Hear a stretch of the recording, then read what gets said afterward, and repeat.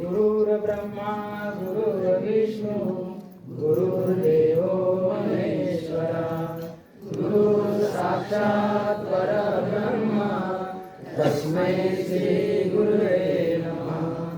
ब्रह्मानन्दं परमसुखदं केवलं ज्ञानमूर्ति द्वन्द्वातीतं गगनसदृशं तत्त्वमस्यादिलक्ष्यम् एकं नित्यं विमलमचलं सर्वैः साक्षिभूतं भावातीतं त्रिगुणरहितं सद्गुरुं नमामि।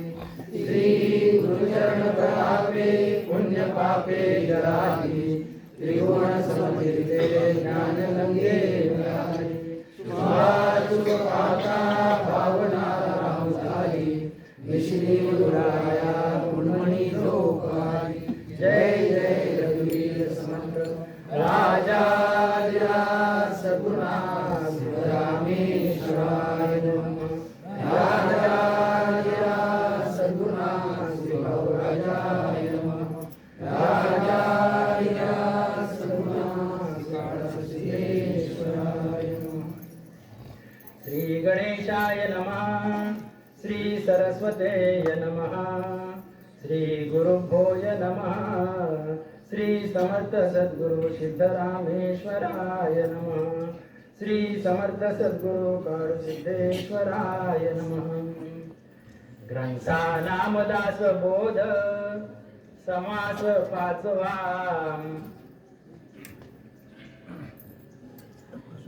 दशक समास पाचवा। दशक पंचवा। ओव्या 27 राजकारण निरूपण नाम वाचण्यास प्रारंभ करतो जी महाराज।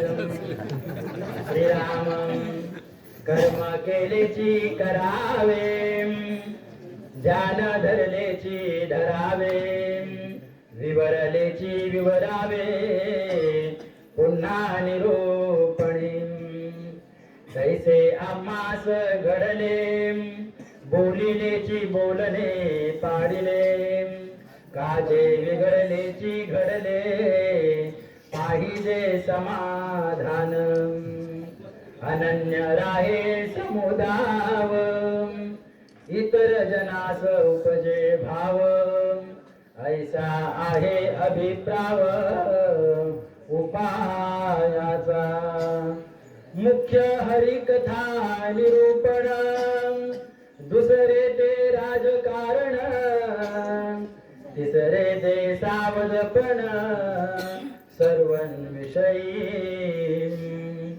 चौथा अत्यंत साक्षेप फेडावे नाना आक्षेप अन्याय थोर अथवा अल्प क्षमा करीत जावे जाणावे परांचे अंतर उदासीनता निरंतर नीती न्यायासी अंतर पडोची नेदावे संकेत लोक वेधावा ऐकून एक बोधावा प्रपंच ही सावरावा यथानो शक्त्या प्रपंच समयी ओळखावा धीर बहुत असावा संबंध पडो नेदावा अति परिचयाचा उपाधीस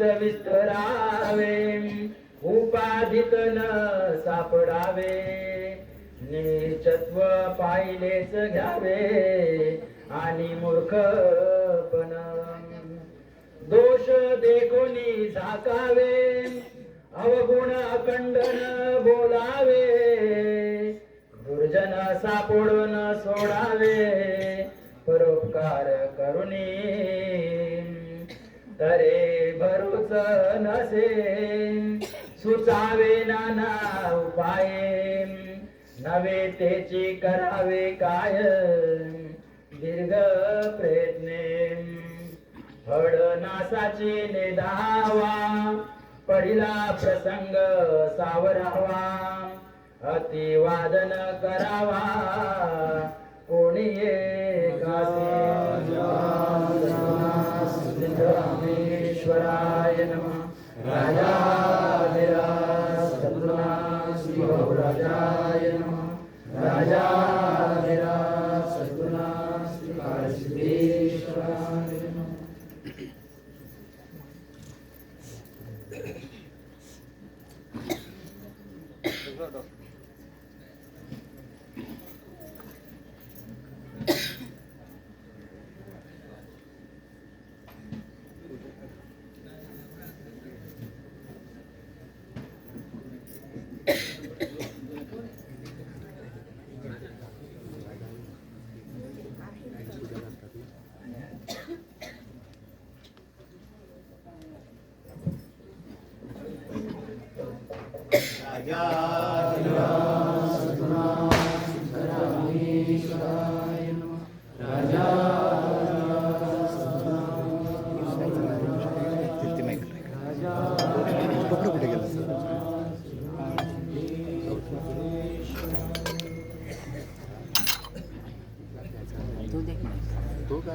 परत त्यांना पाहिजे पण नाही ना, त्यांना नाही लागणार, ते बोलले लागणार. छोटा स्टॅम्प घ्या ना, हा मोठा आहे.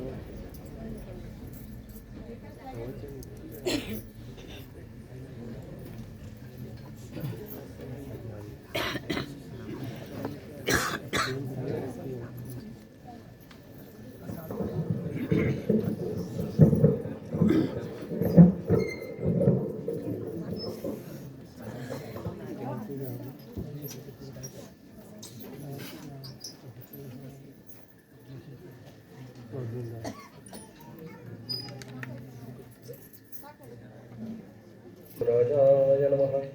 राजाधिराज सद्गुरुनाथ श्री काळसिद्धेश्वराय नमः. सर्वेत्र सुखिनः सन्तु सर्वे सन्तु निरामयाः. सर्वे भद्राणि पश्यन्तु मा कश्चित् दुःखमाप्नुयात्. समर्थ सद्गुरू, व्यासपीठावरील सर्व मान्यवर, या प्रतिवर्षी कार्यक्रमाचे आयोजन करणारे राऊत कुटुंबीय, जमलेले सर्व संत सज्जन श्रोते, सर्वांच्या चरणी सादर प्रणाम.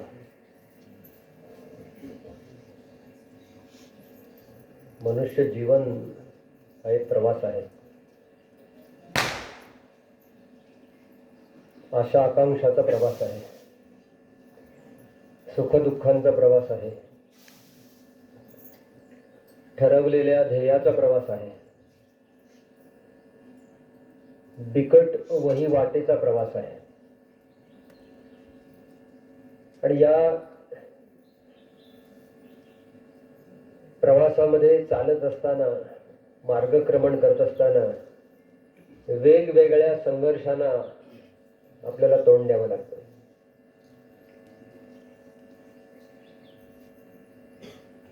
जीवनात घडणारी घटना कधी मनाला पटणारी असते, कधी न पटणारी असते, आणि मनामध्ये द्वंद्व भाव निर्माण होतो. हे करावं की करू नये असं. कधी कधी असत्य काय हे पटतं सुद्धा, परंतु कधी कधी नाईलाज पण होतो. संघर्ष चालू असतो. संघर्षाला युद्ध हा शब्द आहे. संत तर म्हणतात, रात्रंदिना आम्हा युद्धाचा प्रसंग, अंतर्बाह्य जग आणि मन. प्रत्येकाच्या अंतर्मनात हे युद्ध प्रसंग चालूच असतो. संतांच्याही मनात चालू असतो. विवेक जागृत ठेवून सतत संघर्षाशी त्यांना लढा द्यावा लागतो. असत्य बाजूला सारावे लागते. संसारी किंवा गृहस्थ जीवाला सुद्धा हे संघर्ष क्षणाक्षणाला वेळोवेळी अनुभवायला येतात. संघर्षाला दुसरा शब्द आहे युद्ध. युद्ध म्हणजे प्रत्यक्ष रक्तपात, लढाई, बॉम्बस्फोट असं नसून युद्ध म्हणजे आपल्या जीवनात येणाऱ्या अडीअडचणीवरती मात करणे, समोर असलेल्या आपल्या शत्रूवरती मात करून आपण योग्य मार्गाने वाटचाल करणे, मार्गक्रमण करणे, हे युद्धच आहे. जीवनच तसं आहे. आणि मग या युद्धाला सामोरे जात असताना कधी जय कधी पराजय अनुभवला येतो. कुरुक्षेत्रावरती असं युद्ध मांडलेलं होतं की हस्तिनापुराचा सम्राट कोण असावा, कोण असावा राजा, कोणाला मिळावं या हस्तिनापुराचं गादी. बरेचसे तडजोडीचे प्रयत्न झाले होते, तह झालेले होते, मध्यस्थी झालेली होती. पांडवांनी 5 गावाची अपेक्षा केली होती. फक्त 5 गाव आम्हाला द्या, आम्ही सुखाने राज्य करतो, तुम्ही बाकीचं सगळं घ्या. सुईच्या अग्रावरती राहील एवढी सुद्धा जमीन देणार नाही अशी वल्गना करण्यात आली कौरवांकडून. सुई ती केवढी आणि त्याच्या अग्र म्हणजे टोकावरती किती भूमी राहील बघा, एवढी सुद्धा मिळणार नाही म्हणाले. पर्यायाने युद्धाला वाचा फुटली. देशदेशींच्या राजांचे जे सामर्थ्य होते त्याची मागणी करण्यात आली. कोणाचे घोडदळ, कोणाचे पायदळ, हत्तीदळ, कोणाचे सैन्य, कोणाचं शस्त्र सामुग्री, दोन्ही बाजूच्या कौरवांकडून पांडवांकडून विचारणा करण्यात आली. त्या राजांशी गाठभेट करण्यात आली आणि मागण्यात आली. द्वारकेचा सुद्धा राजा होताच की नाही, त्याच्याकडे सुद्धा मागणी करण्यात आली. मागणी करण्यात म्हणजे प्रत्यक्ष जावं लागतं राजांपर्यंत.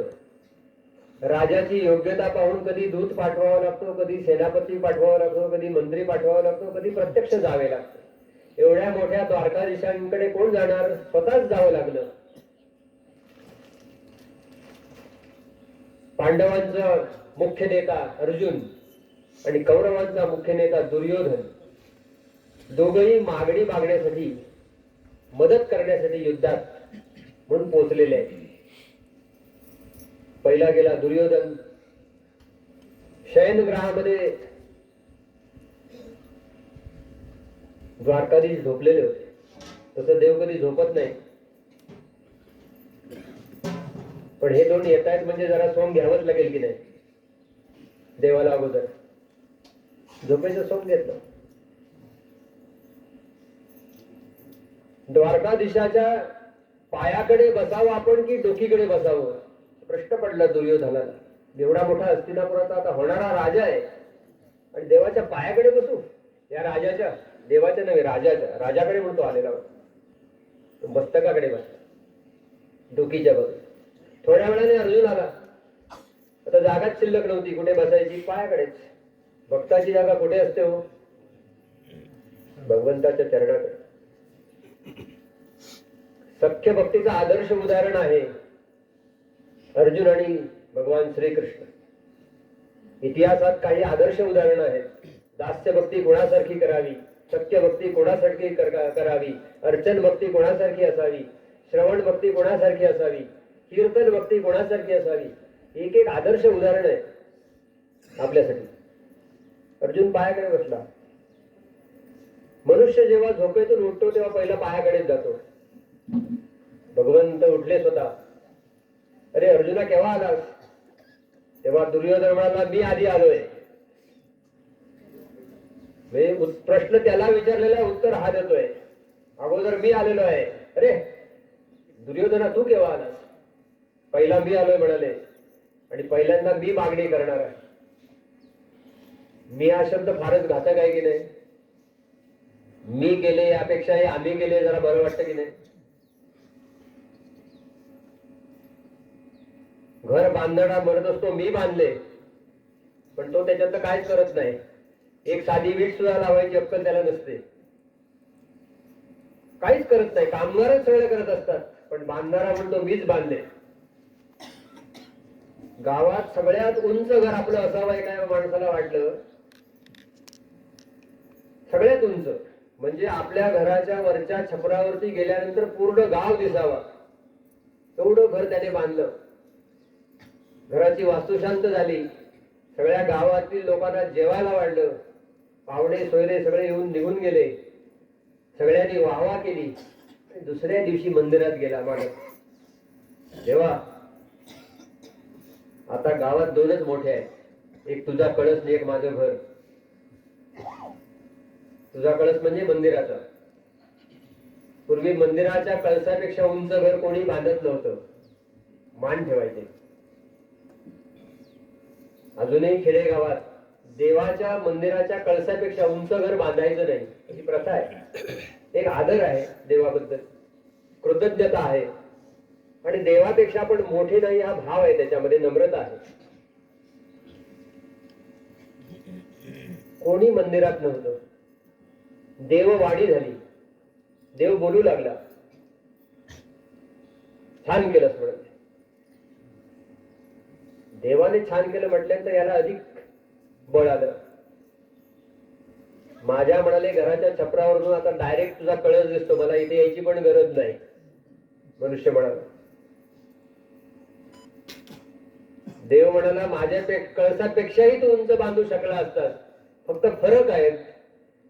माझ्या घरामध्ये देवाचं घर म्हणजे मंदिर, माझ्या घरामध्ये आणि तुझ्या घरामध्ये एकच फरक आहे, माझ्या मंदिरामध्ये देव राहतो आणि तुझ्या मंदिरात नाहीये. तुझ्या घरात देव नाहीये, माझ्या घरात देव आहे, हा एवढाच फरक आहे. त्याच्या घरामध्ये देवाऐवजी कोण राहतो? अहंकार राहतो.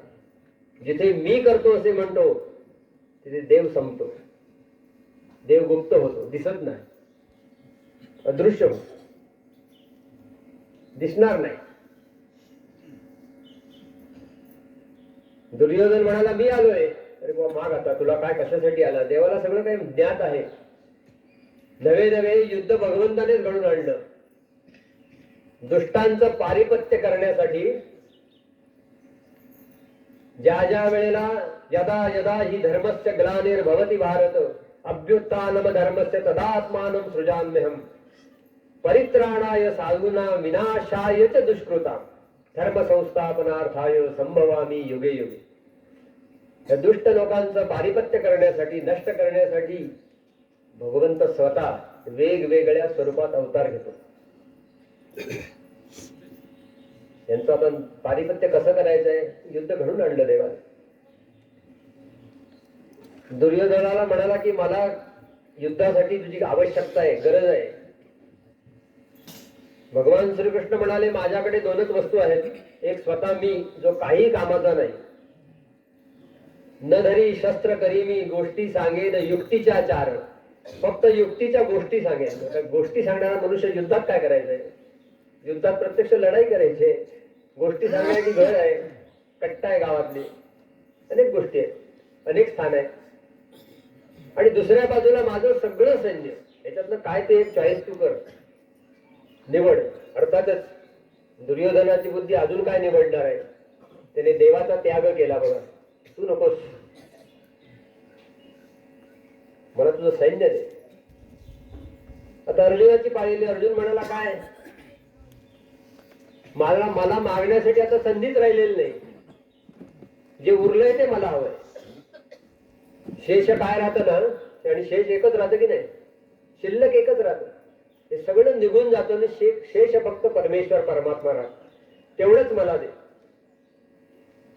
आणि तुम्हाला त्याचे परिणाम माहित आहेत काय झाले ते, सर्वांना ज्ञात आहे. एवढं मोठं सैन्य ज्याच्या बाजूला होतं तो जिंकला नाही, आणि ईश्वर ज्याच्या बाजूला होता तो जिंकला. यतो धर्म ततो जय. ज्याच्या बाजूने धर्म आहे त्याच्या बाजूने काय आहे? विजयश्री आहे. हे त्यावेळेपासून कालपर्यंत चालू होतं बरं का, चालू आहे, चालू होत हे. महाभारतापासून आतापर्यंत ते चालू आहे आणि चालू राहणारच आहे. फक्त आपण एकच गोष्ट करायची आहे, धर्म ज्याच्या बाजूने आहे त्याच्या बाजूने राहायचंय. स्वामींनी सगळ्यांना आवाहन केलेलं होतं, मी कोणाला मत द्या, आता आचारसंहिता संपली असं मी मानतो, मी कोणाला मत द्या असं मी बिलकुल तुम्हाला सांगणार नाही. तुम्ही कुठल्याही पक्षाला मत द्या, पण ज्याच्या जो धर्माच्या बाजूने आहे तेवढं लक्षात ठेवा. आणि सगळं पालट म्हणजे काय पारडा आहे ना, ते पलटायला एकच कारण आहे, मी त्यांचं नाव घेत नाही, तुम्हाला माहिती आहे. सांघिक काम करणारे लोकांनी शेवटी संतांचे पाय धरले, महाराष्ट्रातील महात्म्यांचे पाय धरले की तुम्हीच आता वाचवू शकता या महाराष्ट्र भूमीला. नाहीतर हे कशाच्या आहारी जाणार आहे, कशाच्या ताब्यात जाणार आहे याचा विचार सुद्धा करू शकत नाही. ज्या छत्रपतींनी दिल्लीचं तख्त महाराष्ट्राच्या आत यायला दिलेलं नाही, ज्यांनी धर्म वाचवलेला आहे, तो धर्म पुरा रसातळाला जाणार आहे आणि जायची पाळी येणारच होती. परंतु लक्षात ठेवा, नुसतं अर्जुन काही करू शकत नाही. अर्जुनाच्या साथीला सद्गुरु भगवंत लागतो. यत्र योगेश्वरो कृष्णो यत्र पार्थो धनुर्धरा तत्र श्री विजयो भूतीर ध्रुवा नीतीर मतीर मम. जिथे भगवान कृष्ण आहे, जिथे आणि कार्य करणारा अर्जुन आहे, नुसता अर्जुन उपयोगाचा नाही आहे. हा भगवद्गीतेतील शेवटचा श्लोक आहे. बऱ्याचशा विद्यार्थ्यांना किंवा बऱ्याचशा कॉलेज कुमारांना विचारले की आपला धर्मग्रंथ कुठला आहे, तर त्यांनी ज्ञानेश्वरी सांगितली, कोणी महाभारत सांगितलं. आमचं दुर्दैव आहे की आमच्या मुलांना आमचा धर्म ग्रंथच माहित नाही, मुळात धर्मच माहित नाही म्हणून ग्रंथ माहित नाही. आता खरी गरज आहे जी आपल्या शालेय अभ्यासक्रमात अंतर्भूत केलेली नाही त्याची गरज आहे, ती म्हणजे धर्म शिक्षणाची. आपला चालत आलेला सनातन जो धर्म आहे त्याच्या शिक्षणाची खरी गरज आहे. तो धर्म कसा आहे बघा, सर्वव्यापी आहे, सर्वांना सामावून घेणारा आहे, कोणाचंही वाईट व्हावं असं कधीही चिंतत नाही. शत्रूचं चिंततो का? जे खळांची व्यंकटी सांडो विश्व स्वधर्म सूर्य पाहो. दुष्ट लोकांची वाईट बुद्धी आहे तेवढी जाऊ दे, दुष्ट लोक मरू दे असं कधी म्हटलेलं नाही आपल्या धर्माने. नाही तर जो येईल त्याला आडवा करा, कापा, त्याचे तुकडे करा आणि काय करा, कुठली आमिष दाखवा, कुठली प्रलोभन दाखवा, आणखीन धर्म बदला. हे कुठलं आपला धर्म अजिबात असलं काही शिकवत नाही. अशा महान धर्माचे आपण पाईक आहोत, आपण सेवक आहोत, आपण वारस आहोत. आपण आपल्या मुलांना ते शिकवलं पाहिजे, गरज आहे. रोज संध्याकाळी शुभम करोति कल्याणम आरोग्यम धनसंपदा आहे म्हटलं पाहिजे, गरज आहे त्याच्यात सुद्धा हेच वाक्य आहे पुढे, शत्रुबुद्धी विनाशाय. आपण त्याचा अर्थ असा करून घेतलेला आहे, आपला शत्रू जो आहे म्हणजे आपले शेजारी पहिला शत्रू असतो, नंतर आपले नातेवाईक पाहुणे सोयरे जे आपल्याला वरचढ व्हायला देत नाहीत किंवा पाण्यात बघतात ते दुसरे शत्रू असतात, आणि भलताच कोणतरी आपला मित्र असतो ज्याचा आपला काहीच संबंध नाही. फेसबुक फ्रेंड थोडक्यात, तो आपला मित्र असतो. कितीही वाईट असला तरी शेजारीच आपला मित्र आहे, लक्षात ठेवा.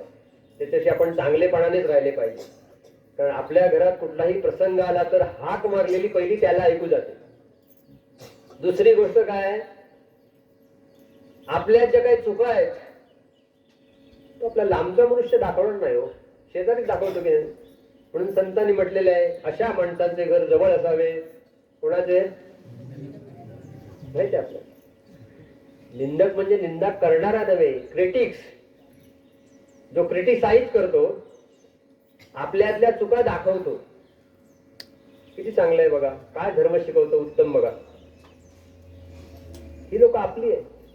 म्हणून अशा वाईट लोक जे असतील अशा लोकांची बुद्धी जाऊ दे. शत्रू बुद्धी विनाशाय दीपन ज्योती नमोस्तुते. म्हणून मी दिव्याला नमस्कार करतो. ही संध्याकाळची प्रार्थना आहे. रामरक्षा आली पाहिजे, हनुमान चालीसा, हनुमान स्तोत्र आलं पाहिजे, आपल्याला सर्वांना आलं पाहिजे, गायत्री मंत्र आपल्याला आला पाहिजे. सूर्याचे जे काय 12 मंत्र आहेत ते आपण म्हणून सूर्य नमस्कार घातले पाहिजेत. जे दासबोध आपण वाचतो त्या दासबोधाचे जे जनक आहेत शेकडो सूर्य नमस्कार घालत होते. कशासाठी? हे राष्ट्र बलवान दृढ व्हावं. राष्ट्र जगलं ना तर आपण आहोत. धर्म जगला तर राष्ट्र जगतं आणि राष्ट्र जगलं तर आपण आहोत. नाहीतर बाकीच्या राष्ट्रांची काय परिस्थिती आहे ती बघा. अमेरिकेसारख्या बलवान आणि धनाढ्य राष्ट्राने सुद्धा लाखो लोकांना आता बाहेर काढलंय. फतवाच काढलेला आहे, नियमच काढलाय, नाही राहायचं अमेरिकेमध्ये. कशासाठी?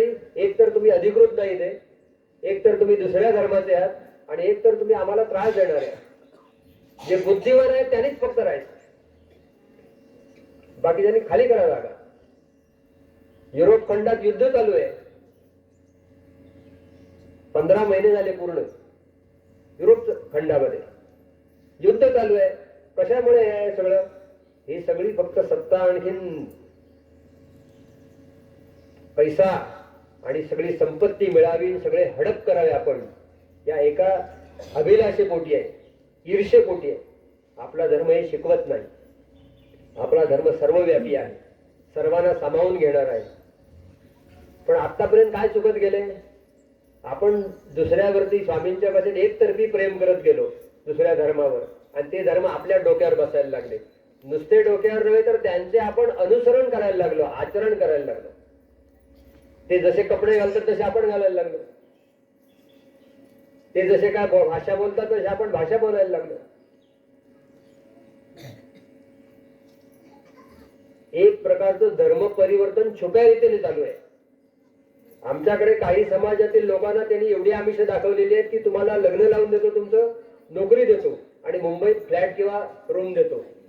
एकच काम करा, ते आम्ही एक पुस्तक देतो तेवढं रोज वाचा आणि आठवड्यातून एकदा ही प्रार्थना करा, बस.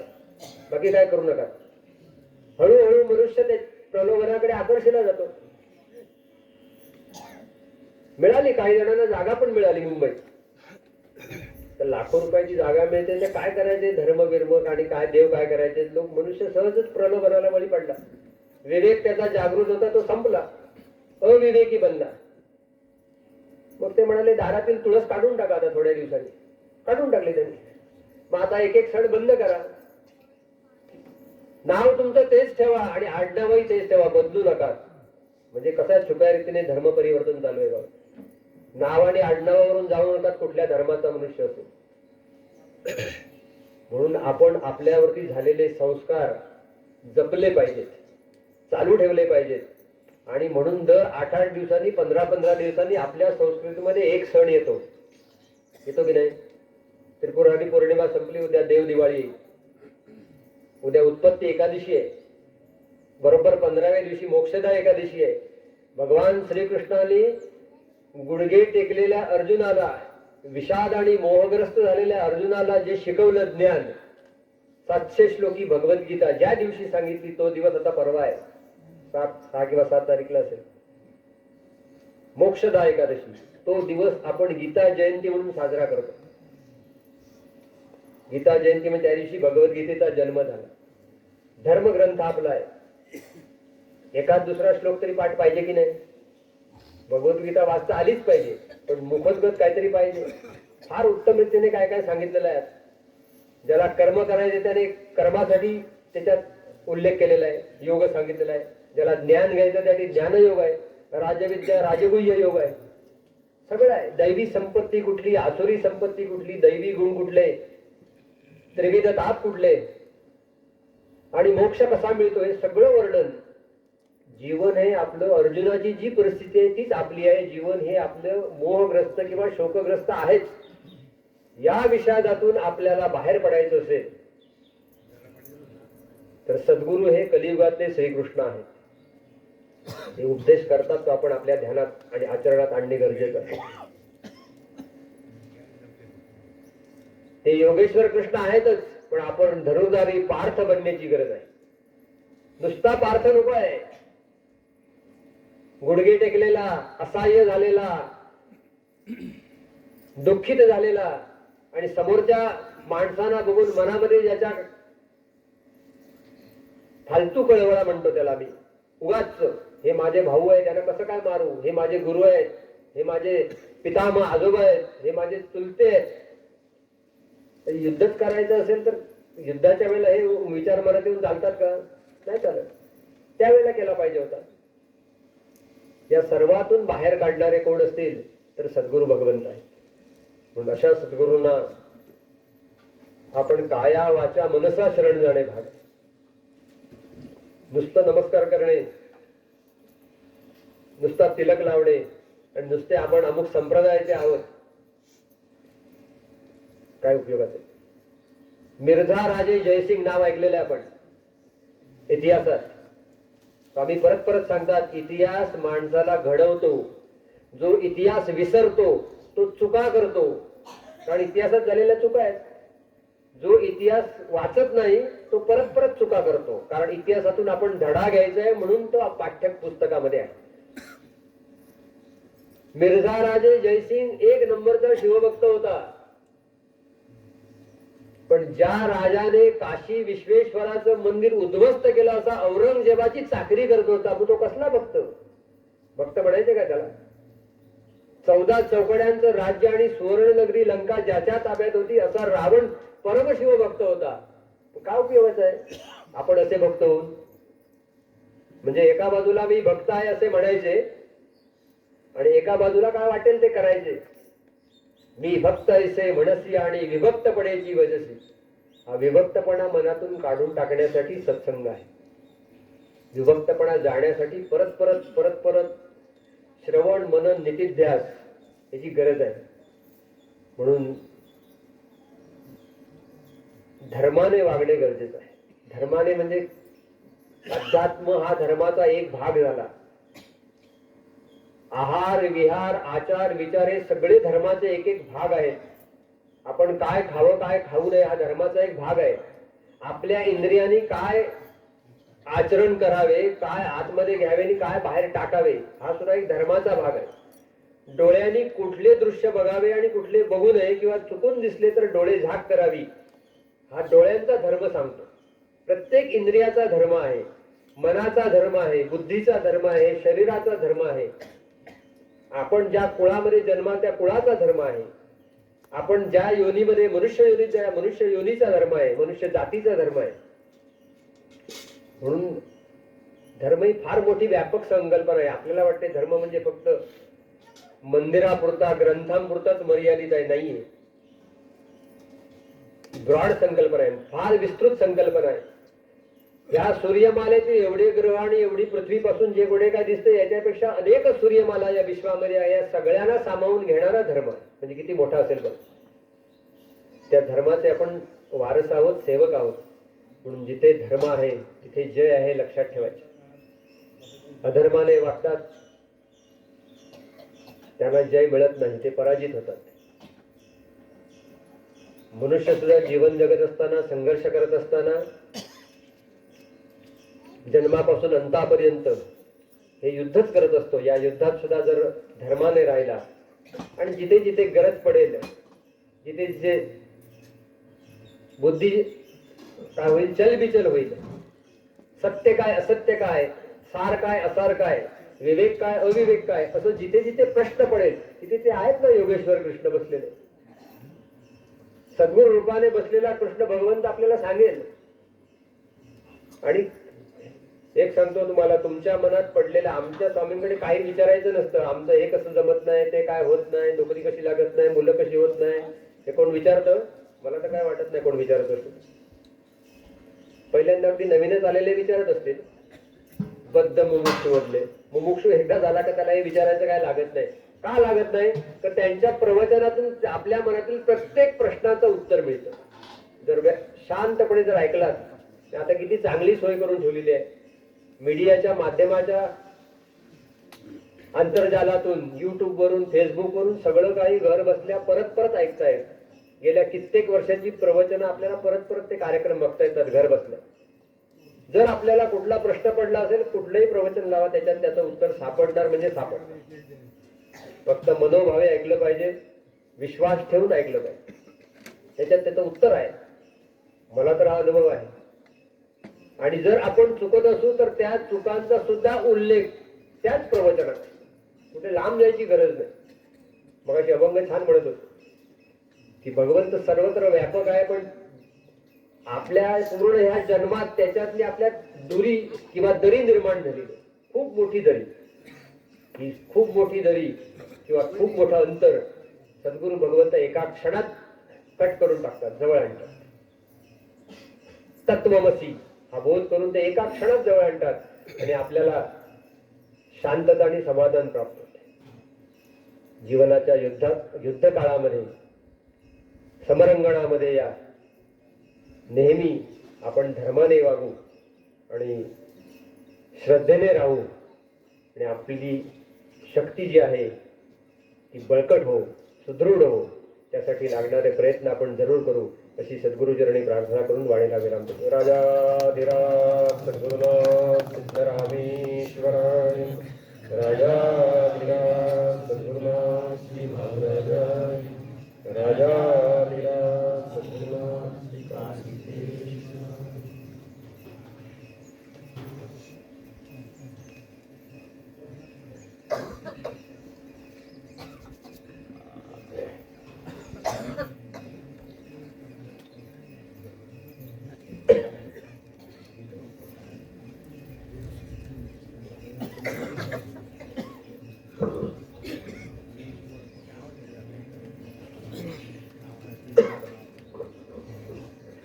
राजाधिराज सद्गुरुनाथ सिद्धरामेश्वराय, राजाधिराज सद्गुरुनाथ श्री भाऊराजाय नमः.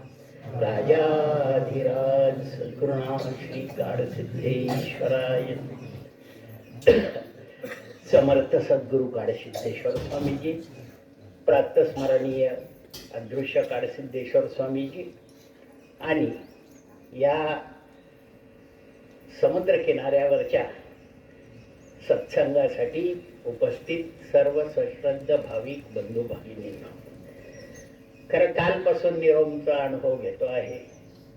म्हणजे रोम रोम ज्याचा निरामय झालेला आहे त्यानंच निरोमला यावं, बाकी ज्यांना येण्याचा अधिकार नाही याची अनुभूती देणारा सत्संग म्हणजे निरोमचा सत्संग आहे, याची प्रचिती आम्ही कालपासून घेतो आहोत.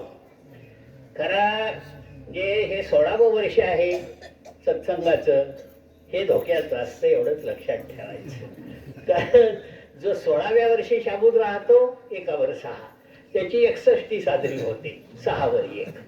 जो 17व्या वर्षी शाबूत राहतो त्याची 71 साजरी होते आणि 18व्या वर्षी शाबूत राहतो त्याची 81 सहस्र चंद्रदर्शन करता येतं. तर ही 3 वर्ष खूप महत्वाची असतात प्रत्येकाच्या आयुष्यातली. तर त्याचं हे सुरू झालेलं वर्ष आहे. पण हेच वय असतं, वर्ष असतं की आयुष्यातली ध्येय निश्चित करण्याचं. हे इतकं मायावी व्यापलेलं जग, भोगवादी जग, या जगामध्ये आमच्या मुलांचं काय होणार हा सगळ्यांच्या पुढचा प्रश्न आहे. कशी जगणार आमची मुलं मुली याचा रात्रंदिवस चिंता आमच्या मनाला लागलेली आहे. पण या राऊत परिवाराकडे बघितलं म्हणजे 3-3 पिढ्या कशा सत्संगामध्ये सम्मिलित होतात आणि संस्कार कसा आचरणानं संक्रमित केला जातो याची प्रचिती देणारा परिवार म्हणजे राऊतांचा परिवार आहे. अगदी काकांपासून ते नातवंडांपर्यंत सगळी सेवा करत राहतात. हे कसं असतं माहितीये का, आता आपण बटनांची कपडे वापरतोच ना सगळे, 4 असतील, 3 असतील, 10 असतील, 12 असतील, हुक असतील. पहिलं बटन योग्य काळजीला लावलं की डोळे झाकून सगळी बटणं व्यवस्थित लागतात. पण पहिलं बटन चुकलं तर सगळी चुकली म्हणून समजा. काकांनी ते बटन लावायचं काम केले, त्यामुळे पुढच्या पिढ्या चुकायचा प्रश्नच येणार नाही. त्या जागत्या जागी आपलं काम करणारच याची प्रचिती देणारा हा सत्संग आहे. खर तर सद्गुरूने यावं का असे जागा निवडले असतील. मला कधी आश्चर्यच वाटतं ना, काल म्हटलं तसं की एवढे डोंगर दऱ्या उतरून येऊन 4 घरांसाठी सद्गुरूनं पायपीट करावी. पण ज्याला माझं म्हटलं त्याच्यासाठी वाटेल ते करावं लागलं तरी चालेल, पण त्याच्या आयुष्यात दुःख येऊ देणार नाही ही सद्गुरूची प्रामाणिक इच्छा असते. म्हणून शिष्य तळमळीचा असावा लागतो आणि गुरु कळकळीचा असावा लागतो. त्याच वेळेला अशा दऱ्याखोऱ्यांमध्ये सत्संग निर्माण होत असतात, अन्यथा नाही होत. खरं राजकारण नावाचा समास वाचला, पण एक गोष्ट खरी की कसं असतं, जे या असल्या सत्संगाला येतात ना ते निवडक मंडळी असतात, हे आयुष्यात विसरायचं नाही. याचं कारण सीता मातेची सुटका करण्यासाठी ज्या वेळेला नियोजनासाठी सगळी वानरसेना गोळा केली, त्यावेळेला समुद्रकिनारी अशा निवडकांचीच बैठक श्रीरामांनी घेतली होती. तशा भविष्य काळात संस्कृती आणि धर्म जिवंत ठेवण्यासाठी काम करणाऱ्या निवडकांचा सत्संग म्हणजे असे सत्संग असतात. यासाठी हजरी म्हणजे धर्मकार्यासाठी आपण पात्र असलेल्याची पोहोच पावती असते, म्हणून हे सत्संग महत्वाचे असतात. आता खरं डॉक्टरांनी एवढं प्रदीर्घ प्रवचन केलं, पण एक राजकारण कसं असतं हे आपल्याला, पहिले ते हरिकथा निरूपण, दुसरे ते राजकारण, तिसरे ते सावधपण, ह्या गोष्टी अत्यंत गरजेच्या आहेत. हरिकथा निरूपण केलं पाहिजे म्हणजे फक्त तोंडाला कथा नाही सांगायची, तर माझं जगणं हे माझ्या पुढच्या पिढीला एक आदर्श जीवन चरित्र म्हणून आम्ही ठेवलं तर हरिकथेचं निरूपण केलं असं होऊ शकतं. आणि दुसरे ते राजकारण. ते डॉक्टर मला वाटलं पुढे सांगतायत का काय राजकारण कसं असतं. तर या कुरुक्षेत्रावरच्या युद्धाच्या तयारीपूर्वी आपल्या बाजूनं कोण कोण लढणार त्यांचं मदत घ्यायला गेले. सगळं सैन्य कौरवांनी मागून घेतलं भगवंत यांच्या बाजूला, पण शिष्टाई करण्यासाठी अखेरचा प्रयत्न म्हणून भगवान श्रीकृष्ण धृतराष्ट्रांच्या दरबारात गेले. 101 कर्तृत्ववान बलशाली युद्धकला निपुण पुत्र दरबारामध्ये उभे होते. खरं तर कृष्णाला त्या काळामध्ये गवळ्याचा पुत्र एवढाच मान होता, द्वारकाधीश झाला असला तरी सुद्धा. आणि तिथं गेल्यानंतर राजकारण कसं असतं हे तिथं शिकावं. की गेल्यावर सगळं सांगितलं, अरे बाबा ह्या युद्धाचा परिणाम का होतो, कुलसंहार होतो, नरसंहार होतो, विधवांचा भरमसाठ वाढ होते, तर हे नको टाळूया आपण. नाही ऐकलं, मुलं ऐकत नाहीत असं त्यानं सांगितलं धृतराष्ट्रानं. आणि मग शेवटचा पर्याय म्हणून ते म्हणजे धृतराष्ट्रा खूप समजावून सांगितलं तुला, पण पुत्रमोहानं अंध झालेला बाप विनाश सुद्धा कसा ओढवून घेतो याचं उत्तम उदाहरण म्हणजे तू आहेस.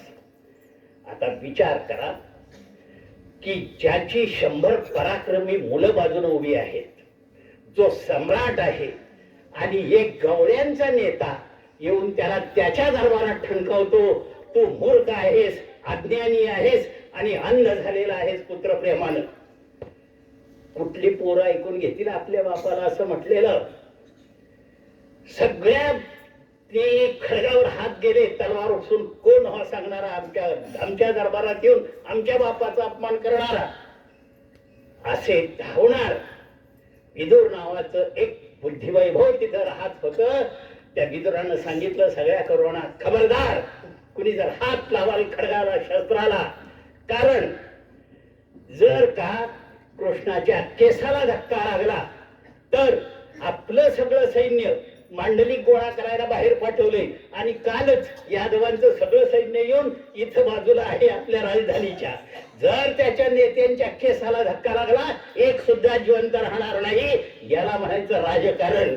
सिंहाच्या गुहेत जाऊन आयाळ उपटणं ज्याला जमतं ना, त्याला राजकारण जमत असतं. म्हणून श्रीकृष्णाकडे बघणं गरजेचं आहे. आणि वरवर बघतो सगळ्या गोष्टींकडे, असं करून उपयोगाचं नाही. कृष्ण समजून घ्यायचं असेल तर कृष्ण नीती आणि कृष्ण तत्व समजून घेणं गरजेचं असतं.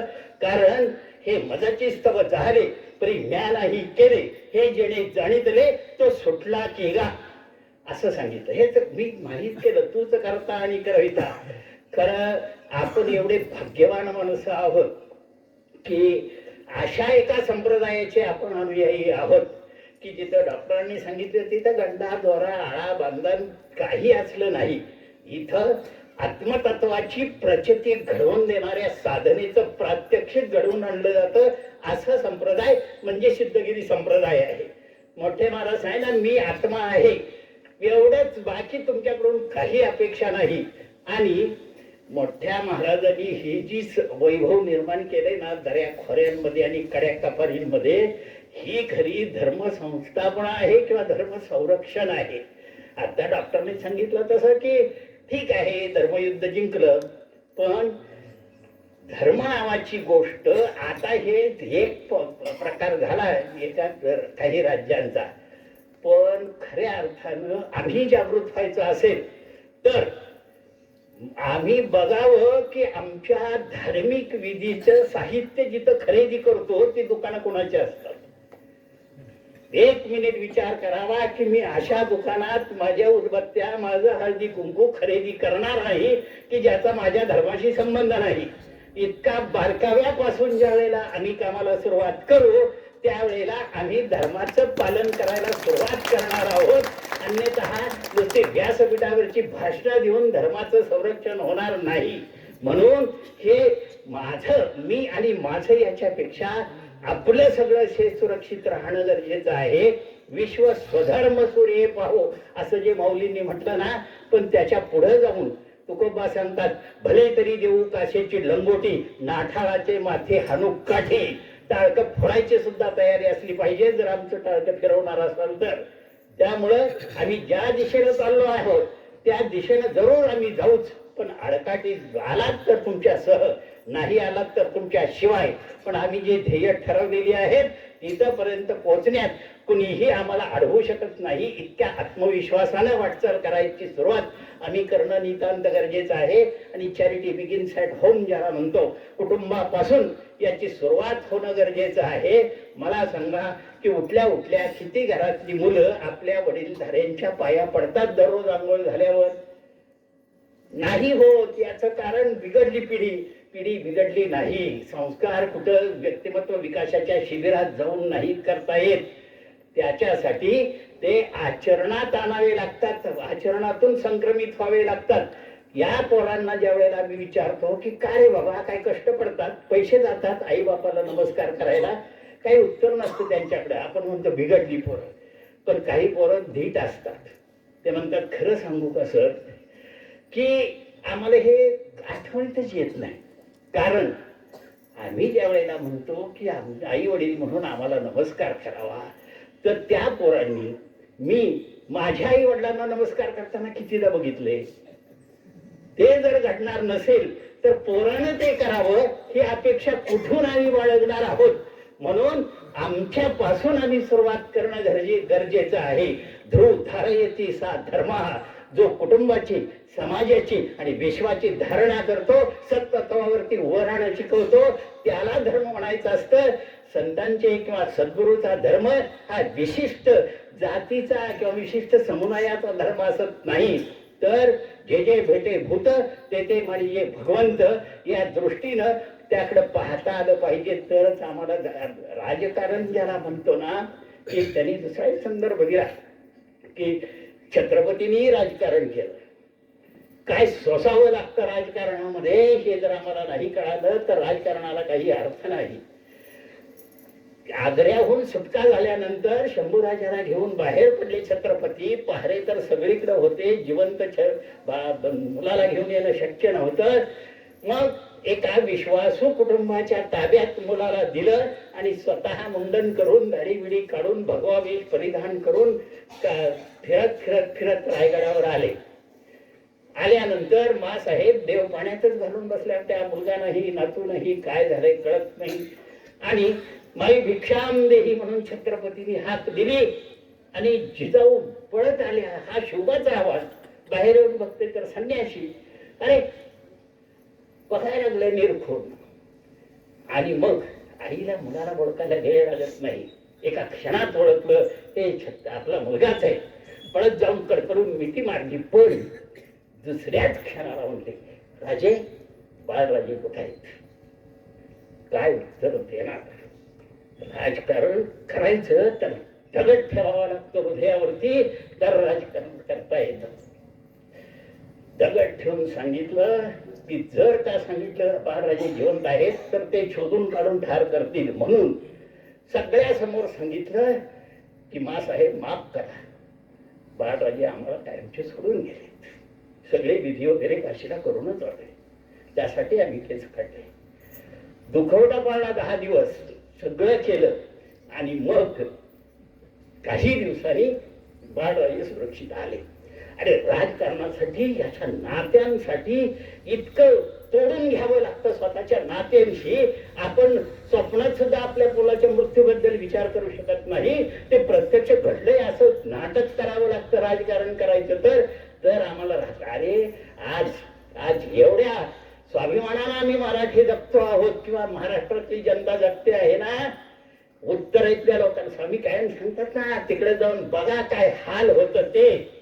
अरे त्या सुलतानी आणि सैतानी शाहीला पठाराच्या वरती रोखून धरण्याचं काम कुणी केलं असेल तर छत्रपतींनी, म्हणून आमचे 96 कुणी आज जिवंत आहे. नाही तर आम्ही सुद्धा हे सांगायला लायक राहिलो नसतं. एवढं काम छत्रपतींनी केलेलं आहे.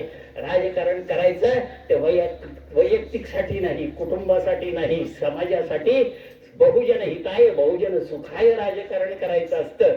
ते राजकारण आपण सोडून देऊ. पण आपल्या आयुष्यामध्ये मनुष्य म्हणून जन्माला आलो आहोत ना, तर मनुष्य म्हणून शेवटच्या श्वासापर्यंत माणूस म्हणून जगणं. मी पशु म्हणून नाही ओळखावं, मला मी आणखी कुणी नाही ओळखावं, हा माणूस होता. एवढं शेवटपर्यंत जगलो तरी माणसाचा धर्म पाळला. कारण माणूस म्हणून जन्माला येऊ, माणसासारखं जगणं ही खूप मोठी तपश्चर्या आहे. आणि सद्गुरू करतात काय तर, खरा तर खूप वेळ झालाय तरी पण आमची तक्रार असते की सद्गुरू खरं आहे पण अडचणीत मदत करतीलच याची खात्री नसते. असा एक शिष्य होता की सद्गुरूशी थेट संवाद. तर अरे अशी समुद्रकिनारचा सत्संग, नुकतीच भरती येऊन गेली होती, पोलीस वाळू सगळे तिथं आसन टाकून बसलेले. सद्गुरू गेला. गेल्यावर म्हणले स्वामीजी एक विचारू, म्हणजे विचार म्हणले की सुखात दुःखात तुम्ही बरोबर असता हे काही खरं वाटत नाही. सुखात असाल एखाद्या वेळ, पण दुःख येतं त्यावेळेला आम्हालाच भोगावं लागतं, त्यामुळं ते काही खरं असं वाटत नाही.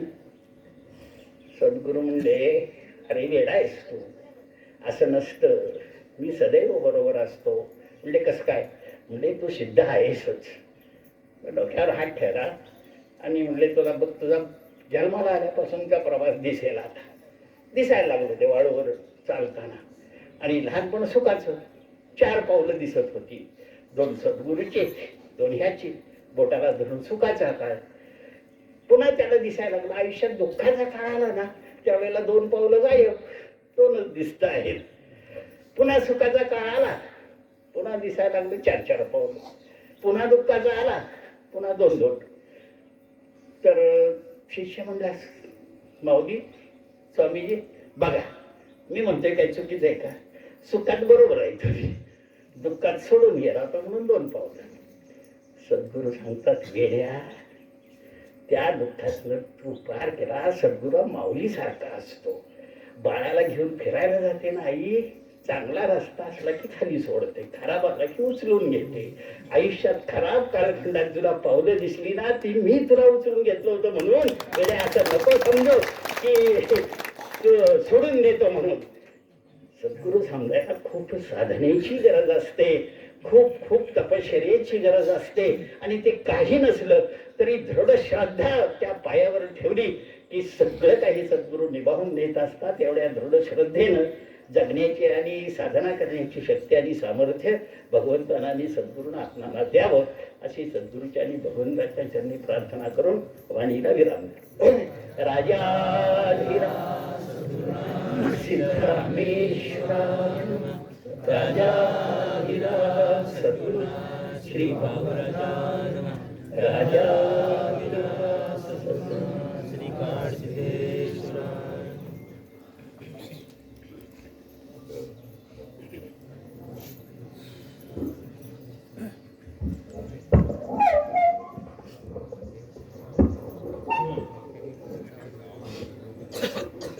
वगैरे.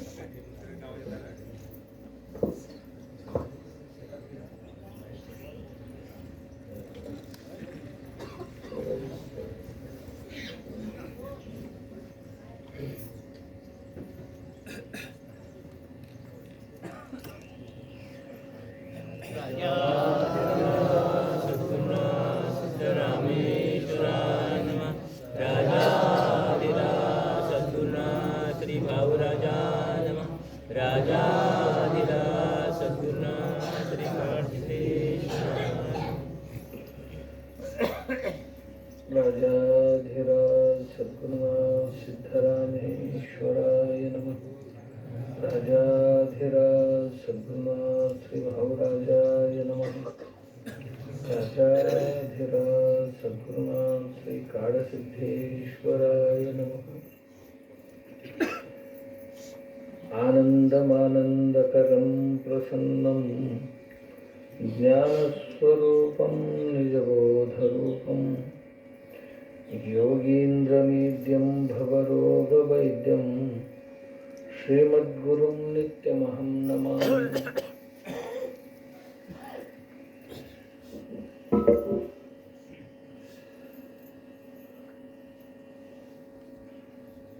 आपण सर्वजण सरावाप्रमाणे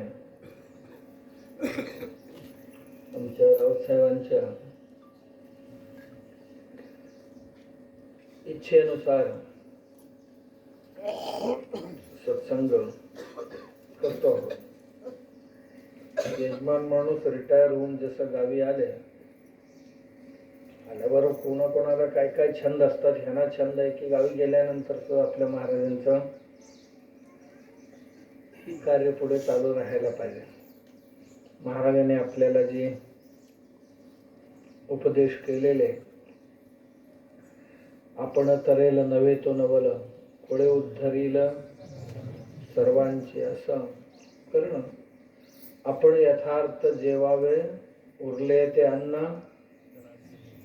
वाटावे. आपण यथेचे जेवायला पाहिजे आणि आपल्याला झाल्यानंतर इतरांनाही तेच सुख समाधान मिळावं ही अपेक्षा ठेवून चालवायला पाहिजे. या वर्षीचा हा कार्यक्रम संपले की ते पुढच्या वर्षी, उद्यापासून पुढच्या वर्षीचे जोडलेले लागतात. वर्षातनं एक दिवस कमी झाला, 2 दिवस कमी झाला, आता जवळ आला म्हणत म्हणत म्हणत पुढच्या वर्षीच्या कार्यक्रमाला सन्नद्ध होतात.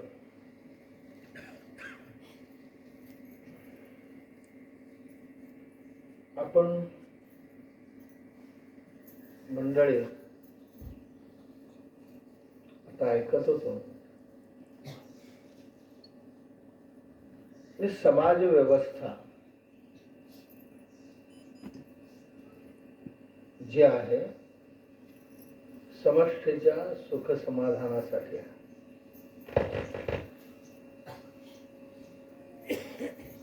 जसं पूर्वी आम्ही जंगलात भटकत होतो, आम्ही पुढे पुढे धावायचो, जनावर आमच्या मागे लागायचे. आज जनावर पुढे धावतात आणि आम्ही बंदूक घेऊन मागे लागतो किंवा काय बालाबरची घेऊन. पूर्वी परिस्थिती उलटी होती. आमची संख्या छोटी होती, त्यांची संख्या मोठी होती. जंगलात आम्ही पुढे पुढे धावायचो त्यांना घाबरून आणि ते मागे लागायचे. हळूहळू माणूस बुद्धिमान आपल्या बुद्धीचं बळावर स्वसंरक्षणाचे काही युक्ती शोधून काढणे. माणूस ज्या जंगलात राहत होता त्या जंगलात झाडांना झाड घासून, फांदीला फांदी घासून आग उत्पन्न व्हायचे, जंगल पेटायचे. बडवाग्नी म्हणतात त्याला. बडवाग्नी म्हणजे असं एकदा आग पेटली, वाऱ्याच्या सहाय्यानं अख्खं जंगल भक्षस्थानी पडायचं. पडत असताना नुसतं झाडं जात नव्हती, त्या झाडाबरोबर अनेक पशु पक्षी प्राणी जळून जायचे. तेव्हा माणसाला एक कळलं, माणूस तरी तिथे आग लागली की इकडे कुठेतरी पळत होता. तेव्हा त्याला कळलं की आग लागले की जी प्राणी आमच्या मागे लागतात, एरवी आमची शिकार करण्याकरता, आग दिसले की हे पळतात, हे त्याला कळलं. आग दिसले की हे पळतात. दुसरं त्याला त्यातनं असं कळलं, कच्चा खाण्यापेक्षा भाजलेले चांगलं चव लागते, हेही त्याला कळलं. याच्यावर हळूहळू माणूस भटकंती सोडून ही जी अग्नी आहे, अग्नी आपल्या स्वसंरक्षणासाठी कसं वापरता येईल. मग जंगलातलीच सुके लाकडं गोळा करून ठेवायचं, अग्नी तरी पेटलेले त्याला मिळायचं. मग हळूहळू त्याला कळलं की घासल्यानंतर अग्नी उत्पन्न होते. अग्नी शोधला. अग्नीला जिवंत ठेवण्याकरता रोज रोज रोज रोज प्रज्वलित करणं जमणार नाही. अग्नी जिवंत ठेवायचा. आपल्याला आश्चर्य वाटेल, यातले काही अति जुनी माणसं आहेत, त्यांना विचारा, गावात काडी पेटी काय फारसं मिळत नव्हते. तेव्हा शेणी असायची घरात. शेणी पेटवून ठेवायचं, राख वर घालून, किंवा कोळस जळलेले असतात, लाकडं जळलेले कोळस झालेले असतात, त्या निखाऱ्यावर राख मुजून ठेवायचं, झाकून ठेवायचं. आणि एकांच्या घरात अग्नी असेल तर शेजार पाजारी येऊन ती अग्नी घेऊन जायचं. कोणाच्या घरात चूल पेटलेले म्हणजे आम्ही बघितलेले, अग्नी घेऊन जायचं. काडीपेटी मिळत नव्हते मुबलक. अग्नी एकमेकांना देत होते. सकाळी संध्याकाळी चुकून जर विजलं असेल आपल्या घरात तर शेजाऱ्यांच्या घरातनं आणून घ्यायचे. तसं पूर्वी माणसंही अग्नी सुरक्षित ठेवण्याकरता लाकडांची व्यवस्था केली. आणि जिथे अग्नी पेटलेले दिसायचं तिथे जनावर येणं कमी झालं. कमी झाल्यानंतर माणसं एका ठिकाणी राहायला लागली. एका ठिकाणी राहण्याचं प्रयोजन असं झालं, एका ठिकाणी भरपूर लोक राहिले की काही लोक जागे राहणार, काही लोक झोपी जाणार. रखवाली करायला अनुकूल झालं, त्याच्यामुळे सुरक्षा वाढली. नुसतं पळ पळ पळ पळ पळायचं किती, माणसांना स्थैर्य मिळालं अग्नीमुळे. नदी किनाऱ्यावरच पाण्याशेजारी वास्तव्य करायचं आणि तिथे अग्नी पेटवत राहायचं. यातूनच यज्ञसंस्था निर्माण झाली.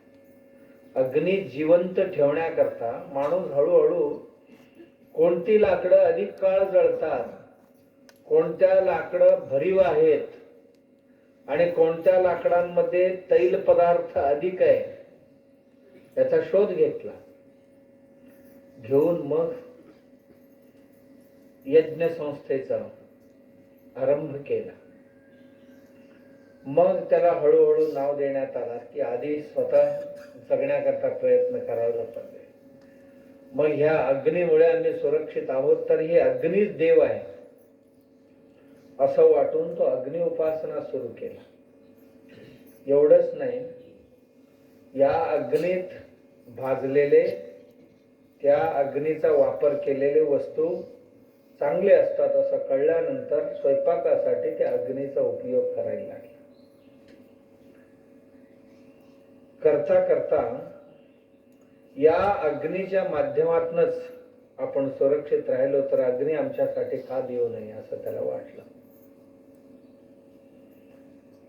हळूहळू हळूहळू अग्नीचा उपासना करायला लागला. एकाच ठिकाणी बरीच माणसं जमायला लागली. जिथे अग्नी आहे, पाणी आहे, माणसांचे जीवन सुकर आहे असं त्याला वाटलं. माणसं अधिक झाल्यानंतर जशी अनुकूलता अधिक होतात तसं प्रतिकूलताही निर्माण होतात. मग हळूहळू माणसं अधिक झाल्यानंतर त्यातले काही बेजबाबदारपणे वर्तन करायला लागल्यानंतर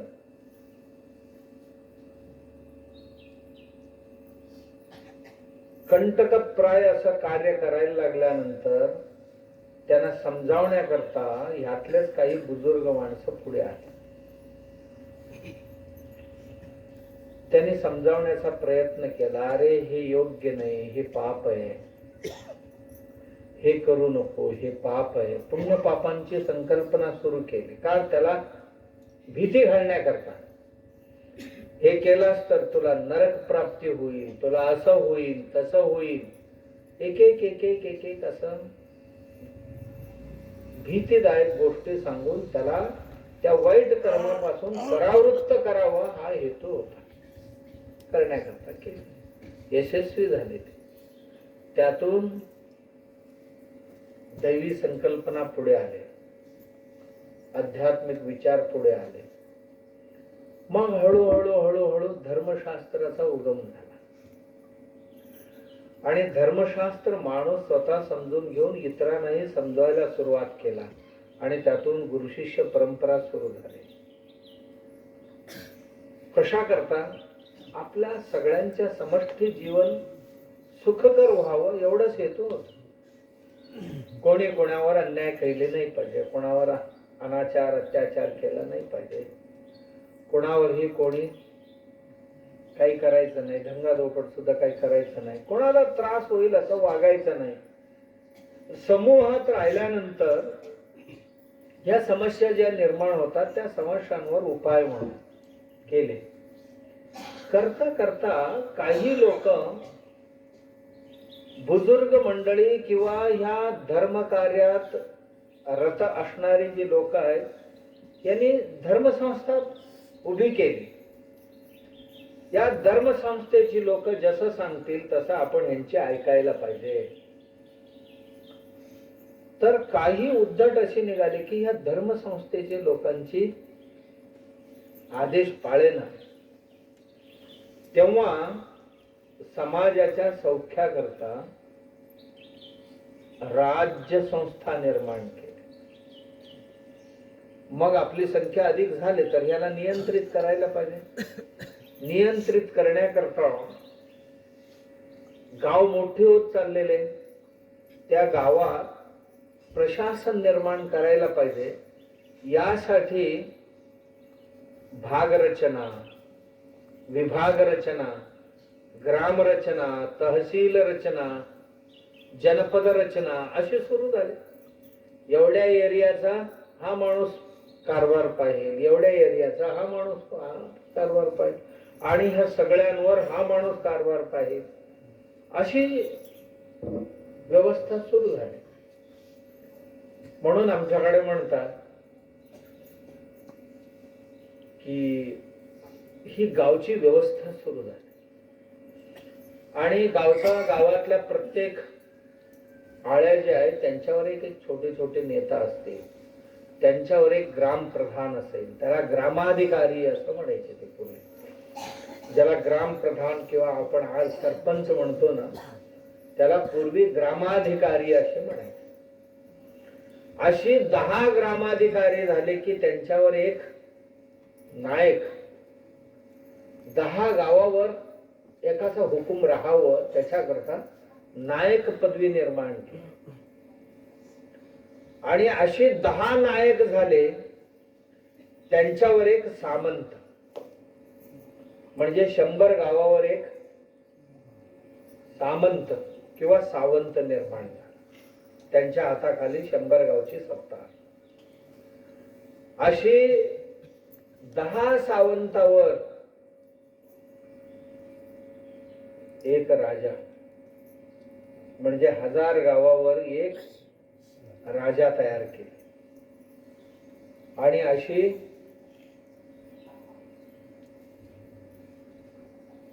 10,000 गावांवर एक महाराजा आणि 1,00,000 गावावर जो राज्य करतो त्याला सम्राट, अशी हुद्दा तयार केली. आणि 1,00,000 गावापेक्षा अधिक असतील तर त्याला चक्रवर्ती, अशी एक व्यवस्था तयार केली. भारतीय समाज व्यवस्था विकसित झाली ती या पद्धतीने विकसित झाली. मग समाजाने, समाजातील काही बुजुर्ग लोक, ऋषी मुनी झाडाखाली बसून व धर्मसंस्थेचे लोकांची कार्य काय आहेत, राज्य संस्थेची लोकांची कामं काय आहेत. मग त्यानंतर समस्या सुरू झाली की एवढी लोक एकत्रित राहणार, एवढ्या लोकांची अनेक गरजा निर्माण झाले, तर त्याच्याकरता वैश्य संस्था निर्माण केली. वैश्य संस्था म्हणजे उत्पादन करणारी आणि विकणारी. आम्ही काय समजतो, बऱ्याच लोकांची गैरसमज काय आहे, वैश्य म्हणजे विक्री करणारा, केवळ व्यापार करणारा वैश्य, असं नाहीये. वैश्य म्हणजे उत्पादन करणारा अधिक विक्री करणारा, प्रत्येक वस्तूचं उत्पादन करणारा हा वैश्य. चमडीच्या वस्तू निर्माण करणारा असेल, मातीच्या वस्तू निर्माण करणारा असेल, सूताची वस्तू निर्माण करणारा असेल, मग मीठ निर्माण करणारा असेल, औषध निर्माण करणारा असेल, लोखंडी सामान निर्माण करणारा असेल, लाकडी सामान निर्माण करणारा असेल, पशु पक्षी प्राण्यांची निर्मिती करणारा असेल, त्यांची पालन करतो म्हणजे निर्मितीच करतो. तो जो पोल्ट्री बिझनेस करतो पक्षीपालक आहे. पिगरी करतो तो पशुपालकच आहे. मग त्यांच्यामध्ये असं केले की ही वैश्य जी आहे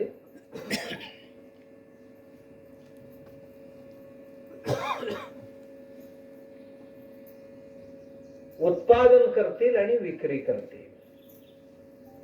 यांच्यानंतर आणखीन एक तयार केले की जडवस्तू तयार करून विकणारी आणि एकमेकांना मदत करणारी.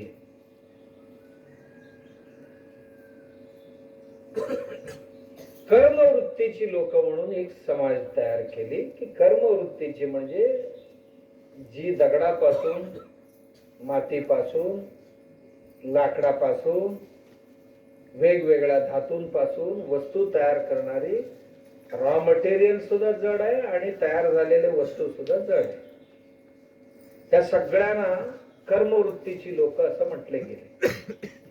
वैश्यवृत्तीची लोक त्यांना म्हटले गेले जी चैतन्यापासून चैतन्य तयार करतात. म्हणजे अंडी होती, अंडीपासून कोंबडी तयार केली, आणि गायी होती त्यांच्यापासून वासरू तयार केली, शेळी होती त्यांच्यापासून कोकरू तयार केली, बीज होते घरात, हे जमिनीत पेरले आणि त्याच्यापासून पुन्हा उत्पादन करता येईल अशी वस्तू तयार करणारे हे वैश्यवृत्तीची लोक असं म्हटले गेले यांना. आणि एक वृत्ती अशी तयार केली की ब्रह्मवृत्ती. ब्रह्मवृत्ती म्हणजे ही समाजाला उपदेश करणारे.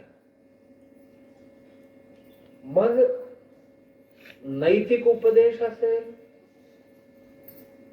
किंवा वेगवेगळ्या गोष्टींची ज्ञान देणारी असतील, अध्यात्म ज्ञान देणारी असेल, सगळी मंडळी ह्यात आली. ही लोक 7,000 प्रकारची आपल्या देशात आहे. मग त्यात गारुडी पण आला, मदारी त्यात आला, अस्वलवाले त्यात आले, का गोंधळी त्यात आला, मग त्यात पिंगळा जोशी त्यात आला, वासुदेव त्यात आला. हे सगळे त्यात आले का? ही सगळी लोक समाजाला प्रबोधन करणारी लोक आहेत. सकाळी उठणार, उठल्याबरोबर काय ऐकवायचं लोकांना, समाज प्रबोधन करणारे. गारुडी सापांचा खेळ करता करता माणसं जमले. खेळ हा माणसं जमवण्यासाठी. माणसं जमले की सापांची जाती किती आहे, कोणत्या जातीचे साप कुठल्या कुठल्या प्रदेशात राहतो आणि त्या सापांचा स्वभाव काय आहे आणि या सापांचा कुठल्या सापाला विष अधिक असतो, विष मध्यम असतो, विष कमी असतो आणि कोणता साप चावले तर कोणत्या प्रकारची जडीबुटी इत्यादी उघडून कोणता प्यावं, जाळून कोणता खावं, भाजून कुठला खावं किंवा वाटून कुठला खावं, असे वेगवेगळ्या पद्धतीचे औषध सांगणारे आणि त्या सापांच्या बद्दल माहिती देणारे त्यांना गारुडी म्हटलेली. आमची गोंधळी होते, कथाकार होते, कीर्तनकार होते, हे सगळे ब्रह्मवृत्तीची लोक.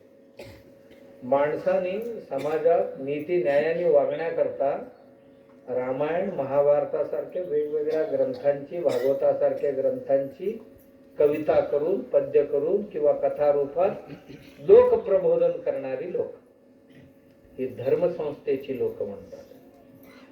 त्यांच्यानंतर आमच्याकडे अशी करता करता 4 सत्ता तयार झाल्या.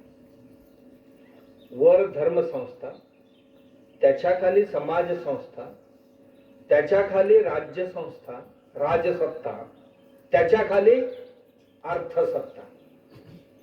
धर्मसत्ता, राज्यसत्ता ज्याला राजसत्ता म्हणतो आपण, आणि तिसरं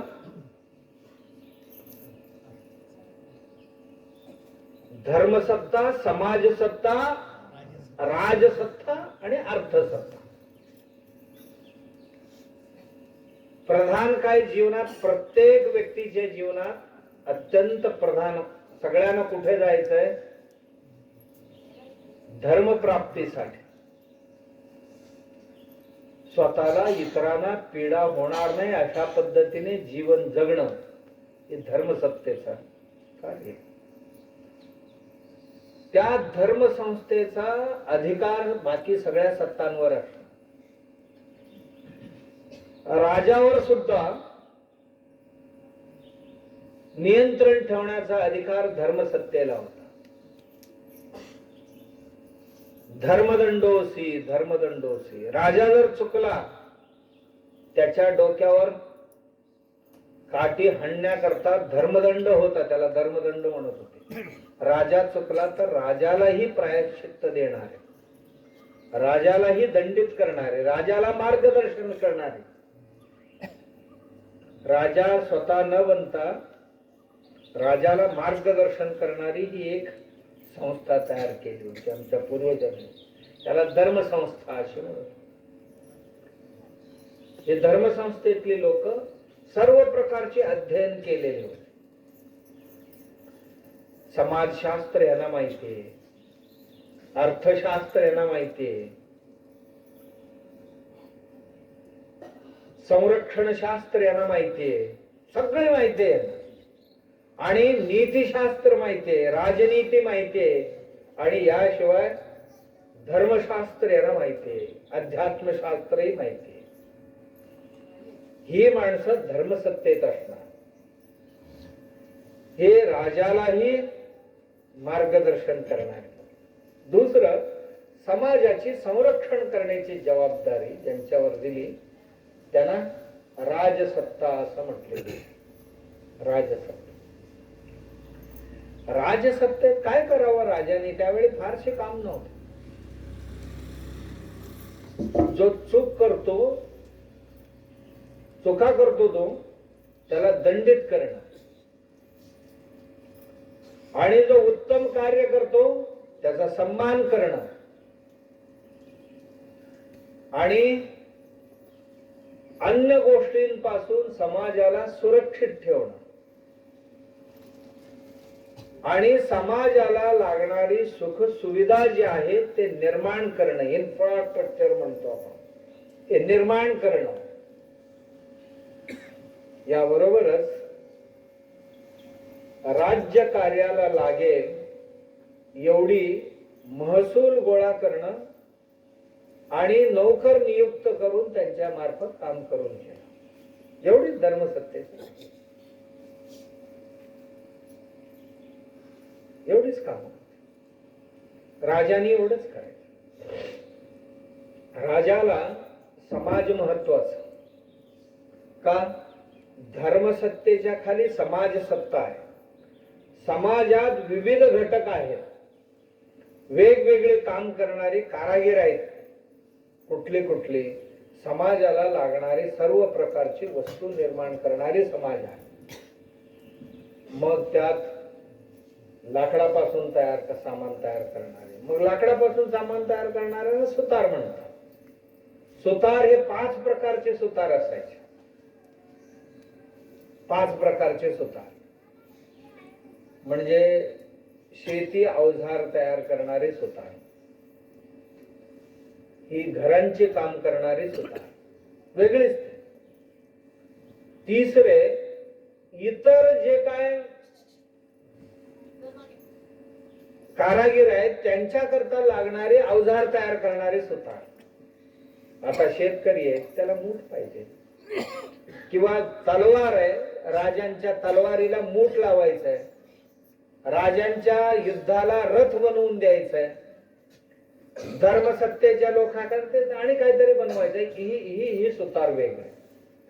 त्यानंतर मूर्ती आणि खेळणी बनवणारे सुतार, आणि एक सुतार असं होता फक्त देवाचा काम करणं, पालखी बनवणं, मंदिर निर्माण करणं, रथ निर्माण करणं, अन्नछत्र निर्माण करणं, अशाच काम करायचे. त्याने दुसरं काही काम करायचं. अशी एकूण 60 प्रकारची कारागीर, 60 प्रकारची लोक या समाजात होते. 60 प्रकार. प्रत्येक ह्याच्यात आता कापड बनवणारा असेल, कोष्टी म्हणतो आपण आजकाल. कोष्टी रंग लावणारा सुताला रंगारी म्हणतो आपण, रंग देणार, तो एक काम त्यांचं. त्यानंतर वस्त्र तयार करणार, आणि वस्त्र सुद्धा पुरुषांची वस्त्र बनवणारी वेगळे, महिलांची वस्त्र बनवणारी वेगळी. आणि वस्त्रामध्ये पुन्हा देवाची वस्त्र बनवणारी वेगळी, त्यांना देवांग म्हणत होते. देवाची वस्त्र बनवणारी आहे ते देवांग. वर्षभरात दुसरं काही काम करायचं नाही. आपल्या भागातली जेवढी मंदिर आहेत त्या मंदिरांतील देवांसाठी आणि त्यांच्या पालखीसाठी, त्या मंदिरांसाठी, देवांसाठी वस्त्र बनवणं एवढंच त्यांचं काम. संख्या छोटी होती, देवांग म्हणून होते. आणि त्याच वस्त्रांमध्ये कसूत म्हणजे काय म्हणतो आपण, एम्ब्रॉयडरी. एम्ब्रॉयडरीला काय म्हणतात मराठीत? भरत काम करणारे. हो ना?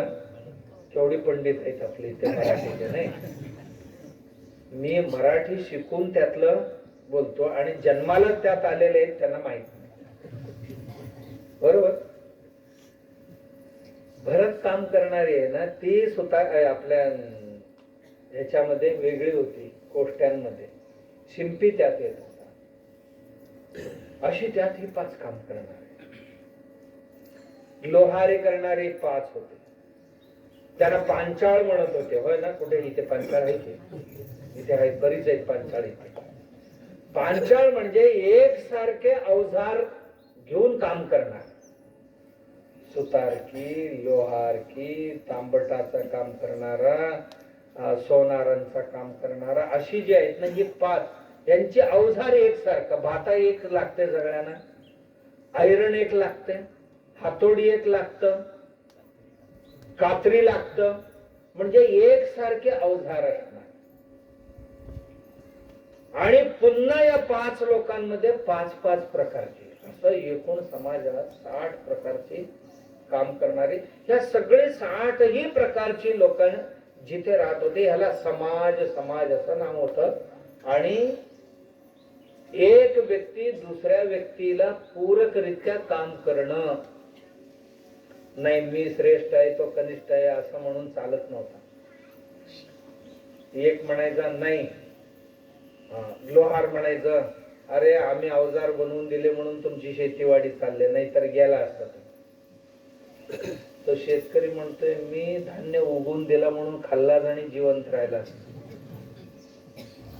आणि तो शेतकऱ्याला दुसरं म्हणतोय तू धान्य दिलास म्हणून काय झालं, आम्ही बनवून घातले म्हणून भरडून दिले म्हणून. भरडणारी वेगळे ना, अशी वेगवेगळे. या शरीरात कोणाला श्रेष्ठ म्हणावं, कोणाला कनिष्ठ म्हणावं. हे डोळे म्हणतात आम्ही बघतो म्हणून तुमचं सगळे चाललंय, हो म्हणून आम्ही श्रेष्ठ आहोत असं डोळे म्हटले. कान, अरे मी ऐकलंच नसतं तर तू बघून काय उपयोग होता, असं ही म्हणेल ना.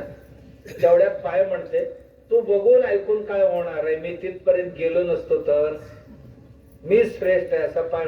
अरे तू गेलास पण हाताने मी केलं म्हणून झाला ना, असा हात म्हणते.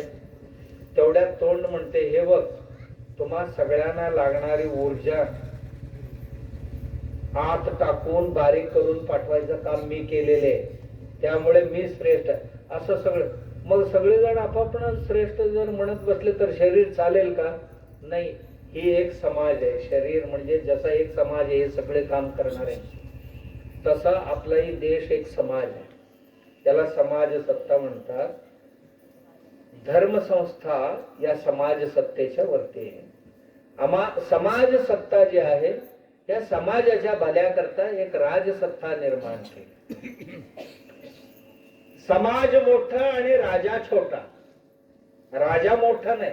काय झाले, लोकांच्या अज्ञानामुळे समाज झाला छोटा आणि राजा झाला मोठा. राजा हा सेवक आहे समाजाचा, आम्ही ते विसरूनच गेलो. फक्त मतदाना दिवशीच राजा बनतोय आणि नंतर आपला राजा एरवी चपराशासारखाच वागतो आणि त्यालाही तेवढ्या दिवसाकरता त्याचा उपयोग करतात. नाही, मालक तोच असतो आणि राजा हा त्यांचा नौकर आहे, सेवक. आणि राजाही निरंकुश बनू नये त्याच्याकरता समाज काय केले, धर्मसत्तेला नियुक्त केलेले आणि पुन्हा खाली कर्मसंस्था आहे, अर्थसत्ता आहे. सगळे शेवटी चालण्याकरता काय लागते बाबा, अर्थ. रहाट गाडगा चालण्यासाठी प्रत्येकाला काय लागतं, अर्थ. अर्थ लागतो. अर्थ म्हणजे पैसा एकच नाही, 7-8 गोष्टींना अर्थ म्हणतात. एक म्हणजे चलन. चलन म्हणजे एकाच ठिकाणी थांबते ते नव्हे, जी चालत राहते. मी ह्याला दिलं, ह्यानी त्याला दिलं, त्याने त्याला दिलं, त्याने त्याला दिलं, एका ठिकाणी थांबता कामा नाही. ते थांबलं तर चलन नव्हे.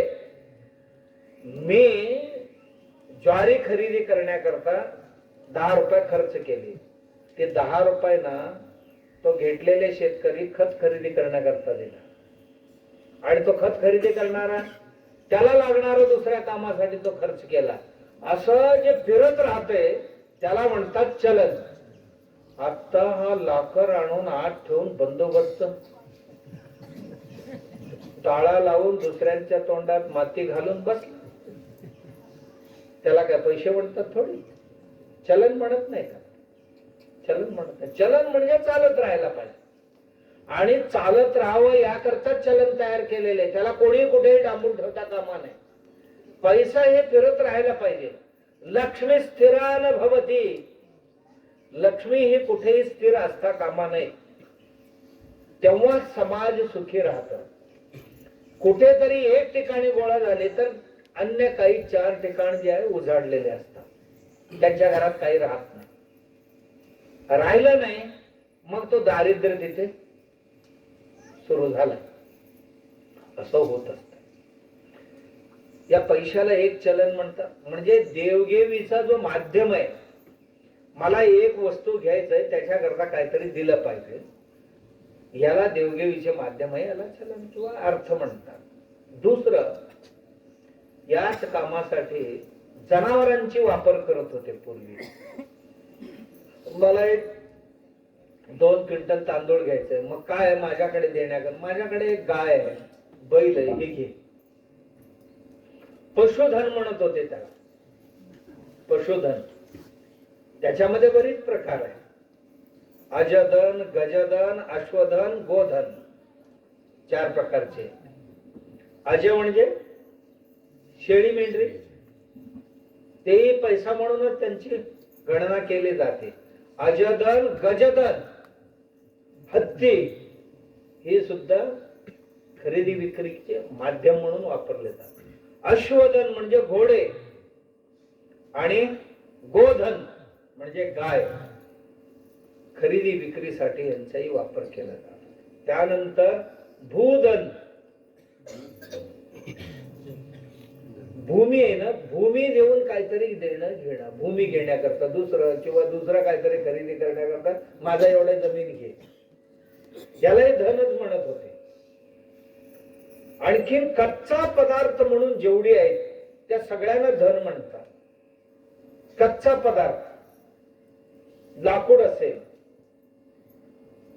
दगड असेल, वेगवेगळ्या धातू असतील, वेगवेगळे धान्य असतील, हे सगळे कच्चा पदार्थ म्हणून ओळखले जातात. या सगळ्या कच्चा पदार्थांना धन म्हणत होते. सगळ्यात महत्वाचा विद्या, यालाही धनच म्हणत होते. का? आपल्याकडे विद्या असेल तर त्याचा पैशात परिवर्तन करता येतो. मी जर माझ्याकडची ही दिली तर मला काय देणार, म्हणजे दुसरं काहीतरी खरीदता येतं. माझ्याकडे अमुक विद्या आहे, मी तुला शिकवलं तर तू काय देणार? तो म्हणणार मी 2 गायी देतो, 5 एकर जमीन देतो, किंवा एवढा सुवर्ण देतो. कच्चा पदार्थ आहे, हे देतो मी. ह्या सगळ्यांना मिळून म्हणत होते अर्थ, अर्थसत्ता. जीवनाचा सगळ्यांचा रहाटगाडा चालण्यासाठी अर्थसत्ता पाहिजे. अर्थसत्तेचा संरक्षण, समाज आणि अर्थसत्तेच्या संरक्षणासाठी राजसत्ता, आणि राजसत्ता निरंकुश बनू नये म्हणून धर्मसत्ता. अशा पद्धतीने समाज चालत होता. आणि काटेकोरपणे प्रत्येक जण आपापली कर्तव्य बजावत होते. तेव्हा समाज खूप समाधानी सुखी होता. एकमेकांना ओरबडत नव्हते, एकमेकांवर कुठलंही अतिक्रमण करत नव्हते. तेव्हा आपण सगळेजण, कारण आम्हाला धर्मशास्त्र शिकवतं काय? हेच शिकवतं. धर्मशास्त्र हेच शिकवतं. बाबा, तुझ्या करता जे लागते ते दुसऱ्यांवर अन्याय होणार नाही अशा पद्धतीने अर्जन कर. तुला दूध पाहिजे, दूध पाहिजे तर त्या गाईच्या किंवा म्हशीच्या जो वासरू आहे, वासरूवर अन्याय होणार नाही एवढी दूध तू त्यातले काढून घे. ही धर्म, ही धर्म. घरातले धर्म सांगत होते. सासूबाईला धर्म काय सांगणार? सासूबाई, तुला मुलगी जेवढी प्रिय आहे तेवढीच प्रिय सोनबाई असणार, ही धर्म. आणि सुनबाईला सांगत होते, तुला तुझी आई जेवढी प्रिय आहे तेवढीच प्रिय सासू असायला पाहिजे, असं तू आचरण करायला पाहिजे. मुलालाही हेच सांगत होते, जावईलाही हेच सांगत होते.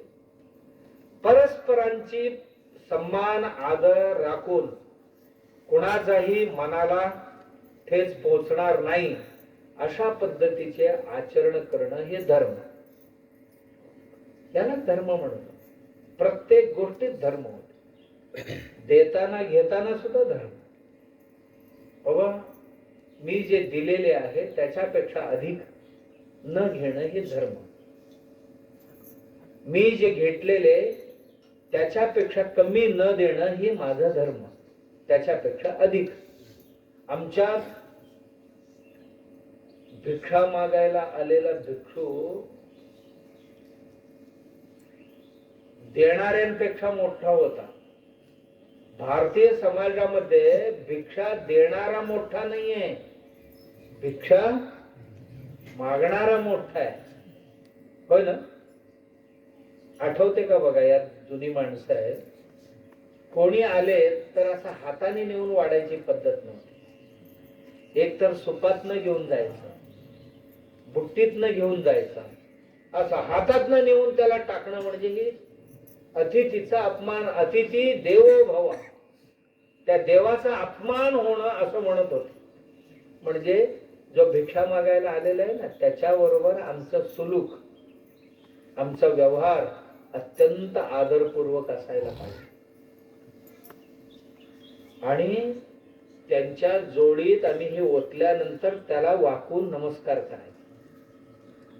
हे कडक लक्ष्मीवाले येत होते माहिती आहे ना. काय करायचो आपण, त्या कडक लक्ष्मीवाला आला आणि डोर डोर डोर डोर वाजायला लागले, सगळे गल्ली गोळा व्हायचे आणि प्रत्येक घरातली लोक सुपातनं धान्य घेऊन जायचे आणि थोडीशी चटणी आणि थोडीशी मीठ त्या सुपात असायचं. मागे धान्य असायचं, पुढे असायचं. आणि मग त्या पोत राजा जो असायचा तो कडक लक्ष्मीवाला, त्याची बायको हे सगळे पदार्थ काढून घ्यायची एक एक तिच्या ह्याच्या थैलीमध्ये आणि पुन्हा खाली सूप द्यायची पद्धत नाही. त्यांच्या ह्याच्यातले थोडस टाकून, का देणारे कधीही मोकळे होऊ नये. देणाऱ्यांच्या घरात निरंतर देत राहायला पाहिजे, खाली होता कामा नये. आणि हे त्या भिक्षूला देऊन झाल्यानंतर त्यांची पाया पडायचं. का बाबा, मला पुण्य करण्याची एक संधी दिलात तुम्ही, नाहीतर मला कुठे देता आला असता. मी दिला नसता तर माझ्या खात्यावर पुण्य कुठून जमा झाला असता. म्हणजे तुम्ही मला एक पुण्य कार्य करण्याकरता एक मोठा अवकाश दिला माझ्या जीवनात. माझ्या पुण्याला खूप मोठे बळ दिलात तुम्ही, म्हणून त्यांना वंदन करायचं. भिक्षा घेणारा मोठा होता, देणारा छोटा व्हायचा. ही भारतीय सभ्यता, संस्कार आहे आमचे देशाचे. म्हणजे समाजातल्या छोट्याशा छोट्या घटकाबरोबर सुद्धा आमचा व्यवहार आदर सन्मानाचा असायला पाहिजे. असं होतं. ही आमची समाज सत्ता आणि समाज असं चालायला पाहिजे याच्यावर निगराणी ठेवणारे धर्मसत्तेतले लोक. आणि जर समाजात कोण चुकलं तर पटकन जाऊन त्याने धर्मसत्तेची लोकांना सांगायचं, अमुकांचं आचरण आम्हाला योग्य नाही वाटलं, आमच्याकडे त्यांची नजर बरोबर नव्हतं, तिरक्या नजरेने पाहिलं आणि भिक्षा दिली त्यांनी, आणि कठोर शब्दांचा वापर करून आम्हाला भिक्षा दिली असं म्हटले तर ते त्यांच्या घरी जायचं. त्यांचे ऐकले तर ठीक, नाही ऐकले तर धर्मसत्तेची लोक, राजसत्तेची लोकांना बोलवून घेऊन राजाला सांगायचं की व्यक्ती चुकते आणि याला दंडित करा. मग राजा त्याला अद्दल घडवायचा. राजा म्हणायचा, धर्माधिकाऱ्यांचा जर ऐकत नसेल तर राज्याधिकार आम्ही वापरणार तुझ्यासाठी. असा एकूण आमची एक समाज रचना होती. आणि नंतर ते लागणार नाही. बघा, रामायण काळामध्ये मी नेहमी सांगत असतो, रामायण काळामध्ये म्हणजे एक 7,000 वर्षापूर्वी देशाची समाज रचना कशी होती, वाल्मिकीने लिहिलेले सुरुवातीला अयोध्या कांड जे आहे, अयोध्या कांडामध्ये अयोध्या नगरीची वर्णन करतात. वर्णन, त्या वर्णनामध्ये अयोध्येची लांबी किती होती, रुंदी किती होती, आणि नगराच्या मध्यभागातून जाणारी रस्ता, आडवे रस्ते, आणि कोणाकोणाची घरं कुठे होती, उंच टेकडीवर कोणाची घरं होती, खाली कोणाची घरं होती, आणि गावच्या मध्यभागी वेगवेगळे वन, म्हणजे आंब्याचा बाग, जांभळाचा बाग, फणसाचा बाग, अशा वेगवेगळ्या फळांचा, बेटांचा बागा असायच्या.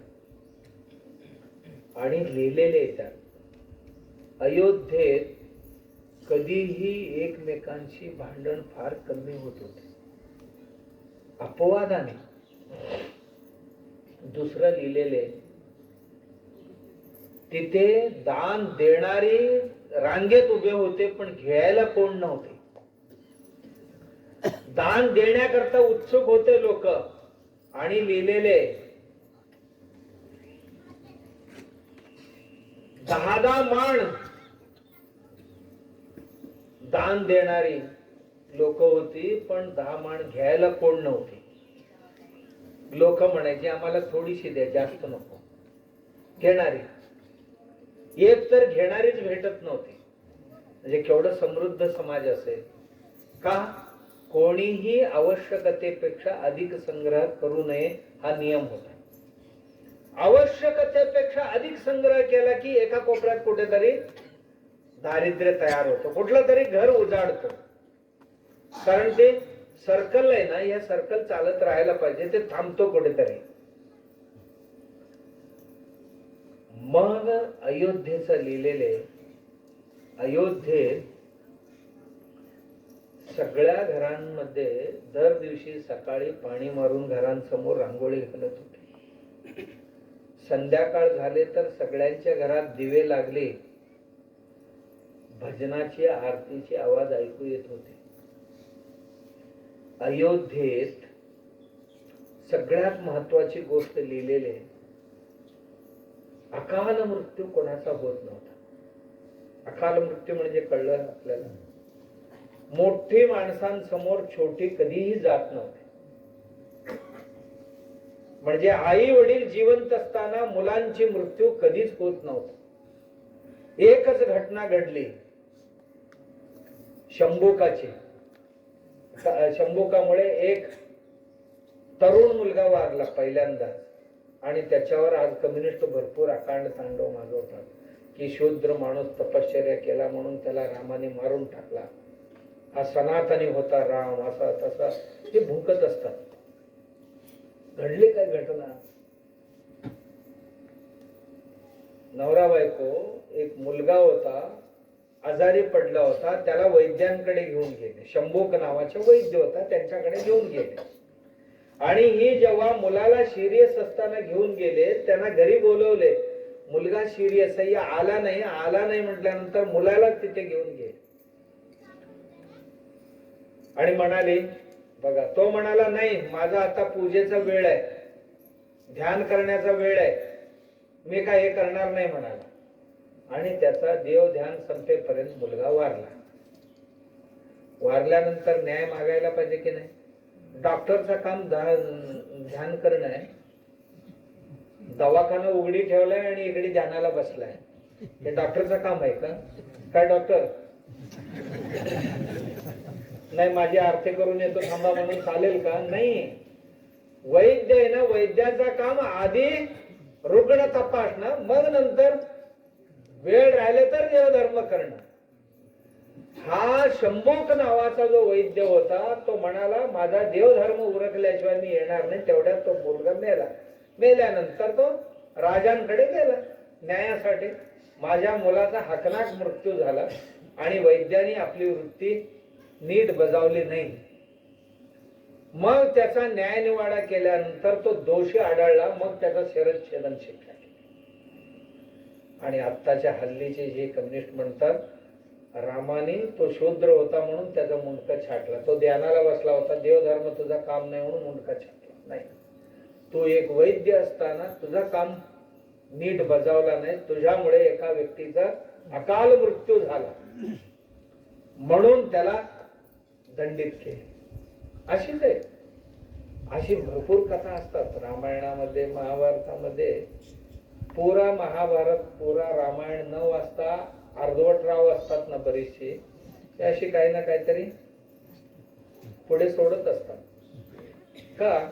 वाचलेलेच नसतात.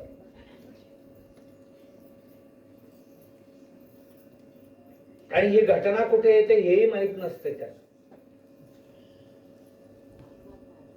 तर सांगण्याचं तात्पर्य, समाज जर व्यवस्थित आपापले कर्तव्य करत गेले तर कोणाचाही अपमृत्यू होत नव्हते. अयोध्या अशी एक समाज संस्था होती की इथे कोणाचाही अपमृत्यू होत नव्हता. अयोध्येला त्या काळात तटबंदी बांधलेली होती. तटबंदीच्या बाहेर काही खुदाई करून काही तयार केलेली होती, त्याच्यात पाणी सोडलेली होती, त्या पाण्यात मगरी होत्या. कंदक खोदून त्यात पाणी सोडलं जात होतं आणि त्याच्यामध्ये मगरी होत्या. त्या मगरी ओलांडून कोणीही तटबंदी वर चढू शकत नाही.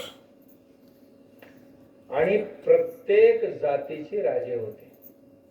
अयोध्येत लिहिले की हे वर्णाश्रम या पद्धतीने नव्हते. प्रत्येक जातीत 4 वर्ण होते. आमचे काय झाले आता वर्णामध्ये जात तयार झाले असं नाही. तिथे कोळी होते, केवळ त्यांचा राजा होता. मच्छीमार जे होते त्यांचा राजा होता केवळ. त्याचप्रमाणे वेगवेगळ्या जमातीचे राजे महाराजे रामायणात महाभारतात पाहायला मिळतात. प्रत्येक जातीमध्ये ब्राह्मण वैश्य क्षत्रिय शूद्र असायचे. जो लढाईला गेला त्या घरातला तो ब्राह्मण असायचा. त्या घरातली वस्तू तयार करून विक्री करत होता तो वैश्य असायचा.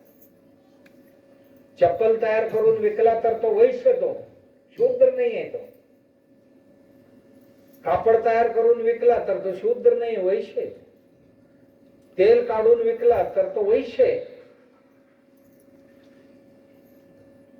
अशी रचना होती आणि प्रत्येकाने एकमेकांना पूरक असं व्यवहार करावं. सगळे जण आपापली कामं इतकी चोख करत होते. त्यामुळे त्याला रामराज्य रामराज्य असं म्हणत होते. कोणी दुःखी नव्हते म्हणत. अपवादात्मक प्रसंग सोडले तर का एकांच्या घरात भांडण झालेले त्याचा फळ देवीशी त्याला भोगावं आपण ऐकलंय. अपवादात्मक प्रसंग कुठेही असतात. सोडलेली बायको परत घ्यायला मी काय राम आहे का असा कोणतरी एक बोलला होता. हो ना, असं कुठे नसतात सांगा. कुठे असतात. आपण बसलो यात काय 4 निघणार नाही म्हणतात. असत निघते ते महाराज काय सांगतात असं म्हणणार नाही का, म्हणणार. आणि असं म्हटले म्हणून काय वाईट वाटून घ्यायचं असतं. स्वाभाविक आहे. समाज मन आहे. समाज मन असतो तेवढं होणार. म्हणून या करताच आम्हाला शिकवलं की संयम असायला पाहिजे. धर्मामध्ये काय शिकवलं, प्रत्येक व्यक्तीकडे जेवढा औदार्य असते ना, उदारता, करुणा, दया, वीर, शौर्य, तेवढीच माणसांकडे संयम असायला पाहिजे. तितिक्षा भाव असायला पाहिजे. समाधान असायला पाहिजे. परोपकार बुद्धी असायला पाहिजे. मित्र भाव, मैत्री भाव असायला पाहिजे. या सगळ्या धर्माचीच अंग आहे. आणि असं जर आम्ही राहिलो तर आम्हाला कमी काय पडणार, काही कमी पडत. गुण्या गोविंदाने समाज असं एकत्र मांडणं, याकरताच मग मनात उत्पन्न होणाऱ्या ज्या ज्या वेगवेगळ्या प्रकारची मलिन भाव आहेत किंवा दूषण भाव आहेत त्यांचं निवारण व्हावं आणि ह्यांना त्याग करता यावं. मनात उत्पन्न होणारी जी काय पीडादायी विचार आहेत, विषय आहेत, हे काढून टाकण्याकरता पूजा, अर्चना, ध्यान, धारण, जप, तप, सत्संग ह्या सर्वही यासाठी सांगितलेले, यासाठी सांगितलेले. आणि हे करत जाणं आणि जितकं शक्य आहे तितकं माझ्या आत्म्याला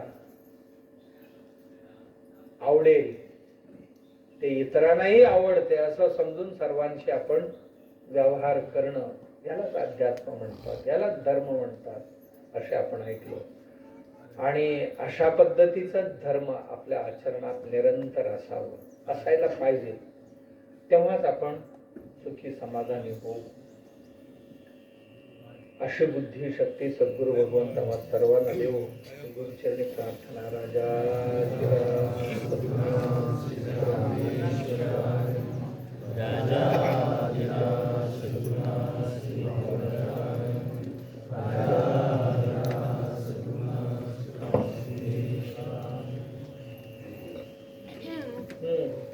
शुद्ध नेट केल्या हावे, लेहो न शुद्ध शोधावे, शोधून शुद्ध वाचावे, चुको नये.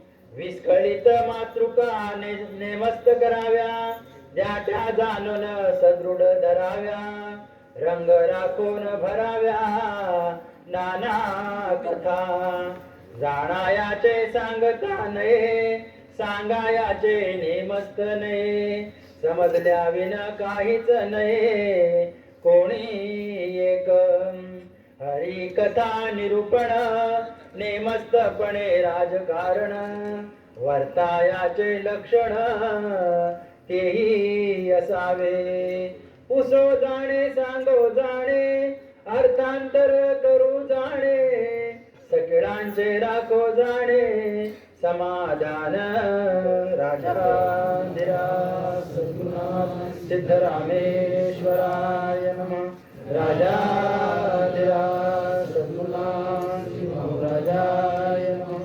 राजाधिराज सद्गुरुनाथ सिद्धेश्वराय नमः मना श्रेष्ठ धारिष्ठ जीवी धरावे मना बोलणे नीच शोषित जावे स्वये सर्वदा नम्र वाचे वदावे मना सर्व लोकांसी ऋणी व्हावे देहे त्यागिता कीर्ती मागे उरावी मना सज्जना हेची क्रिया धरावी मना चंदनाचे परित्वाजी जावे परी अंतरी सज्जनानी व्हावे नको रे मना द्रव्य ते पुढिलांचे अति स्वार्थ बुद्धी नरे पाप सांचे घडे भोगणे पाप ते कर्म खोटे न होता मना सारिके दुःख मोठे सदा सर्वदा प्रीती निमी धरावी दुखाची स्वये तांडी जीवी करावी देहे दुःख ते सुख मानित जावे विवेके सदा सस्वरूपी भरावे जय जय रघुवीर समर्थ राजाधिराज सद्गुरुनाथ सिद्धरामेश्वराय नमः राजाधिराज सद्गुरुनाथ श्री महाराजाय नमः राजाधिराज सद्गुरुनाथ श्री सिद्धेश्वराय गणाधीश